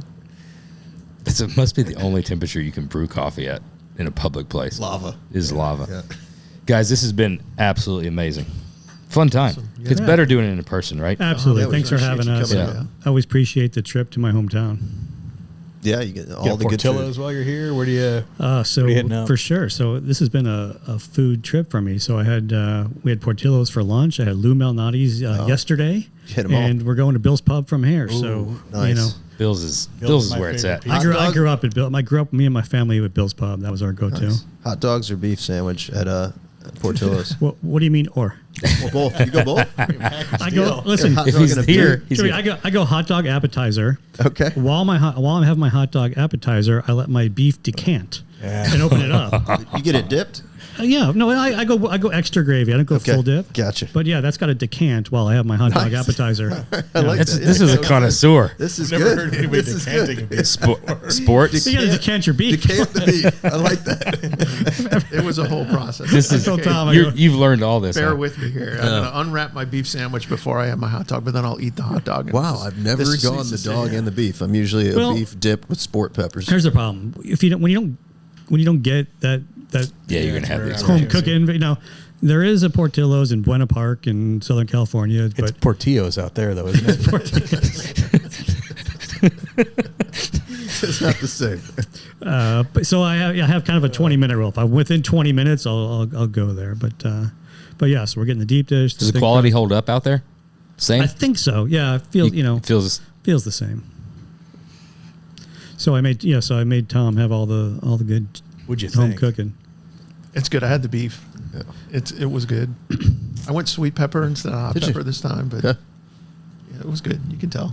It is good. Yeah, I can't imagine where this or situation came from. He's looked at you like you're. I'm thinking, I'm like, man, that's What do a you lot to mean? eat. What do you mean or? Like, that's a lot to eat. But then we went out we were at a concert last week, and Oh my goodness. I was craving hot. I've been eating like healthy a lot, but I'm like, dude, we're at a concert. They got hot dogs. We're in Chicago. Grabbed 2 hot dogs. Hot dogs sucked at the concert. So we get out of the concert. I'm like, that looks like a good hot dog stand. Love a Chicago hot dog stand. We're gonna go there. 2 more hot dogs. So that's 4 hot dogs in a couple hours. That's So a keep commitment, going. yeah. Then we flew the very next day to Nashville to go to the Triple Crown show. And then, Is it Waffle House? no, we went to the city Got and hot had dogs. hot dogs. Oh, we you're had, right. Yeah, I but we forgot had about- hot dogs yeah. at the show. And then we went downtown and got more hot. You had Had a lot of like hot 12 dogs. hot dogs in literally less than 24 hours. Wow, that's Yeah, dedication. that Yeah, is. I heard that's a good show. I haven't been. I heard that's a really good show. good There's show. some weather issues maybe this year, but A little bit of rain on Yeah, Saturday. the weather didn't cooperate, but people powered through it surprisingly. But it's a great show. Wish the Yeah. weather was better, but Did you hear how much those hot dogs were when we came out of the red phone booth? Eden paid for them, right? Yeah. I don't know. They were $20 a hot dog. Really, Yeah. it was good. It was over $100 for just those little hot dogs that we Late came night hot out. dog after a couple cocktails. Yeah. On the ride home, I don't care if it was $50. And shit, I wasn't paying for it anyway. So. Big money. All right, so I want to do a shout out to the Midsummer Night Dram. That was We got to talk about it Yeah. anyway. Like, let's that was We have smooth. to That give the was- shout out. It was really good. It was. It's great. I've not had it recently, and it was a little cinnamon right at the very beginning, Yeah. but super smooth. Like I always say it's like a flavor bomb. Yeah. And there's different acts, right? Yeah, That's- they're different ones. So I've had them where the rye and the spice was way more pronounced. This was smoother for I felt a like rye. I feel like the heat came in early and then mellowed out. Dissipated. You can just savor that. Like you take the smallest sips of that and enjoy it, and Yeah. and it's a slow drinker, but man, it is great. There's a reason why people chase it, why it's sought after. Yeah, I only had my first glass of this maybe a couple months ago. This is the only second time I've ever had it. Been looking for it forever. This one's Act 12, Scene 5. It smells delicious. Yeah. So we had a customer come in and drop this off for us. Want to use it on the podcast? Josh Eshelman. And then he also, because we're into pocket knives quite a bit, dropped off 3 Kershaw. Look at him. Blades to go with that. And Josh is a hell of a nice guy. He dropped these off in person. He's a He did. local guy. Go Josh. Yep, solid. Thank you, Josh. Contribution. Solid whiskey pull and great knives. Yeah, Absolutely, absolutely man. incredible stuff. We've been sitting on this one for a little while. Wanted the right opportunity, so Well, thanks for sharing with us. Absolutely. Yeah. You gotta wait for Appreciate the it. special guests. You know? No, we appreciate it for sure. It is one to remember. This one specifically. It was so much smoother than I was prepared for a rye specifically. Not that they've ever been bad, but Which now, right now, and especially when this comes out, we're coming upon the season for bourbon hunting. So now would be the time, Yes. like find some midwinters. middle of summer, late winter. There's no chance of finding that on the shelf. In the next few months, you Stuff got starts a hitting. pretty good opportunity to snag a bottle of that. We But you gotta did be on the hunt. a little bit of a trick. I don't know if this is going to hold up. We're going to have to try it. We were at that Triple Crown show later on in the evening. A couple guys come by with the bourbon as they do. This bourbon was the Whistle Pig 15 year that I'd never had before. It had been in the back of his truck for the majority of the day. So even when I grabbed the bottle, I was like, oh, wow, this one's going to be hot. We'll just take a sip. So I took a sip, and it was 12 degrees. hot. However, drinking hot whiskey might be the way to do it because it was so smooth, as warm as it was. Really interesting. It was very interesting. You even said the same thing, like, man, we should maybe go to the. Yeah, I think I was drunk when I said that. I thought it was. We've done it was it really, really quite a few times on the podcast because there's a lot of times at lunch we'll grab a bottle and then you leave it in the car Yeah. and then you're shit, grab the bottle and it's hot. The warm's not as bad as you would think it would be. It does like smooth it out. No, for I sure. thought that was the whole purpose of the Glencairn glasses, so you have your hand around it and the heat from your hand warms up the bourbon. I don't Those know. are double. I'm Those are shocked double walled. shocked so that you don't know that. I don't know that I thought it was about the There's way some it of that held too, the, but so your how it hand- smell. Yeah, how it's Yeah. I fluted. thought your hand's supposed to warm it, and then it'd be martinis where it's a long stem, you hold it down here, so you the don't warm from it? your hand doesn't warm it. Interesting. I'm gonna. If that's true, Elliot, cut all that out because it sounds like Phil knows what he's talking about. I don't like that. Google that. Hey, so I'd be remiss if I didn't ask. You guys know Buffalo Trace is building rick houses on their property, but kind of up the hill, and they're gonna try to capture the same humidity and temperature and feel of what they've been measuring in their rick houses now. Okay. So it's going to flood the market with product, right? I don't think it's going to be as hard to get. Yeah. But I think people are going to want to differentiate between, the old and the new. There's do probably you think they have a marketing shot play of making there. that There's a happen? marketing play there. Yeah. There always is. They're gonna say that. Turns out we were wrong. This was a special edition, so and so that tastes like this. And then it's going to divide into two Yeah, parties. exactly. There's That's gonna gonna be both the of them top will of be the just hill as guys hard and to the- buy, right. and everyone's gonna buy both of them. And it's gonna. That could be. Well, they're just coming off of a massive flood. You know that, like Yeah. I mean, massive flood. Yeah. But that's a neat place. We toured the facility last year, and actually I go down to Louisville once a year, and I'll usually hit a few distilleries. I'm never prepared, so I don't usually set up the tours. That was the first time I actually did a tour. Yeah. Amazing place. If you've ever been through Buffalo No, Trace, I have, and it's cool because it's like if you've ever drinking E.H. Taylor, yeah, it was in that building. Yeah. No other building, and they've got one for Blanton's and they've got one for The little Blanton's bottling operation, that little bitty room. it's Yeah. cool. Yeah, You're we like- walked by and they're just wrapping You're pallets. like, and we're like, that's the volume you're all doing. right there. Like it's one person's dipping Yeah. wax. Really? yeah. Couldn't two people do that? Tom just gifted me a bottle of Blanton's last. All of a sudden, we're in his office. He's like, Oh, yeah. The pulls- store goes into some weird, separates a shelf from his desk, and he The pulls hidden- out a bottle the of hidden Blanton's. bourbon I was like, collection. yeah, definitely a hidden bourbon. So then we got to sample that last week. So thanks, Tom. Blanton's good. It holds up. We went for a while there. I probably went a year and a half or 2 years without even having Blanton's again because it had gotten so crazy, and then you go back and you're like, oh, you know what? It does hold up. It Solid. it stands the test Delivers. of time. Yeah. Always delivers, and one of the best bottles. What is your absolute favorite Buffalo Trace product? So I blind tasted the Wellers without the CYPB. And I gravitated to 107 over the 12-year. I liked it. The red. I just liked it better. Yeah. But I got to tell you, buck for buck, the Special Reserve, Oh, it's great. it's just It's a super great smooth. daily drinker. Have you had the CYPB? So, funny story on the CYPB. Mike was coming on your podcast, and he's like, hey, these guys drink bourbon, and I need to bring a bottle. What do you recommend? I'm like, well, do you want them to remember you? Or do you just want to bring a bottle of bourbon? He's like, I want to be remembered. I'm like, I saw this. It's not crazy. Like, Yeah. and it's a he good brought bottle. so I haven't had it. Oh. but I've heard good things. Do we have There's some? a couple of them sitting right here. Yeah, we got. But you encourage the purchase of one to bring to the CYPB to the is podcast. really, really good. If you got room in that glass, Yeah, grab a fresh one. He's got a little glass over there to sample it. Carry even better. I think I got Yeah, some it is. more. It's too. tough to beat. The 107's great. You just can't find it anywhere. The Weller 12. The Weller 12's at the top of my list. Me too. Yeah. It's just so good. So we blinded it, and no one knew what they were drinking. So it Really? was just like 1 through 5 because I had the blue as well. Was I Full was I proof. was I part of that? The foolproof's tough. Foolproof. Yeah. I think I was part of that blind. I feel like the Foolproof's foolproof hot. in a blind test, you're going to pick that every. It's you're gonna- bad. Yeah, It's well, the you'll worst. know it. It's identifiable. It's spicy. Yeah. Yeah, we got the whole lineup up there.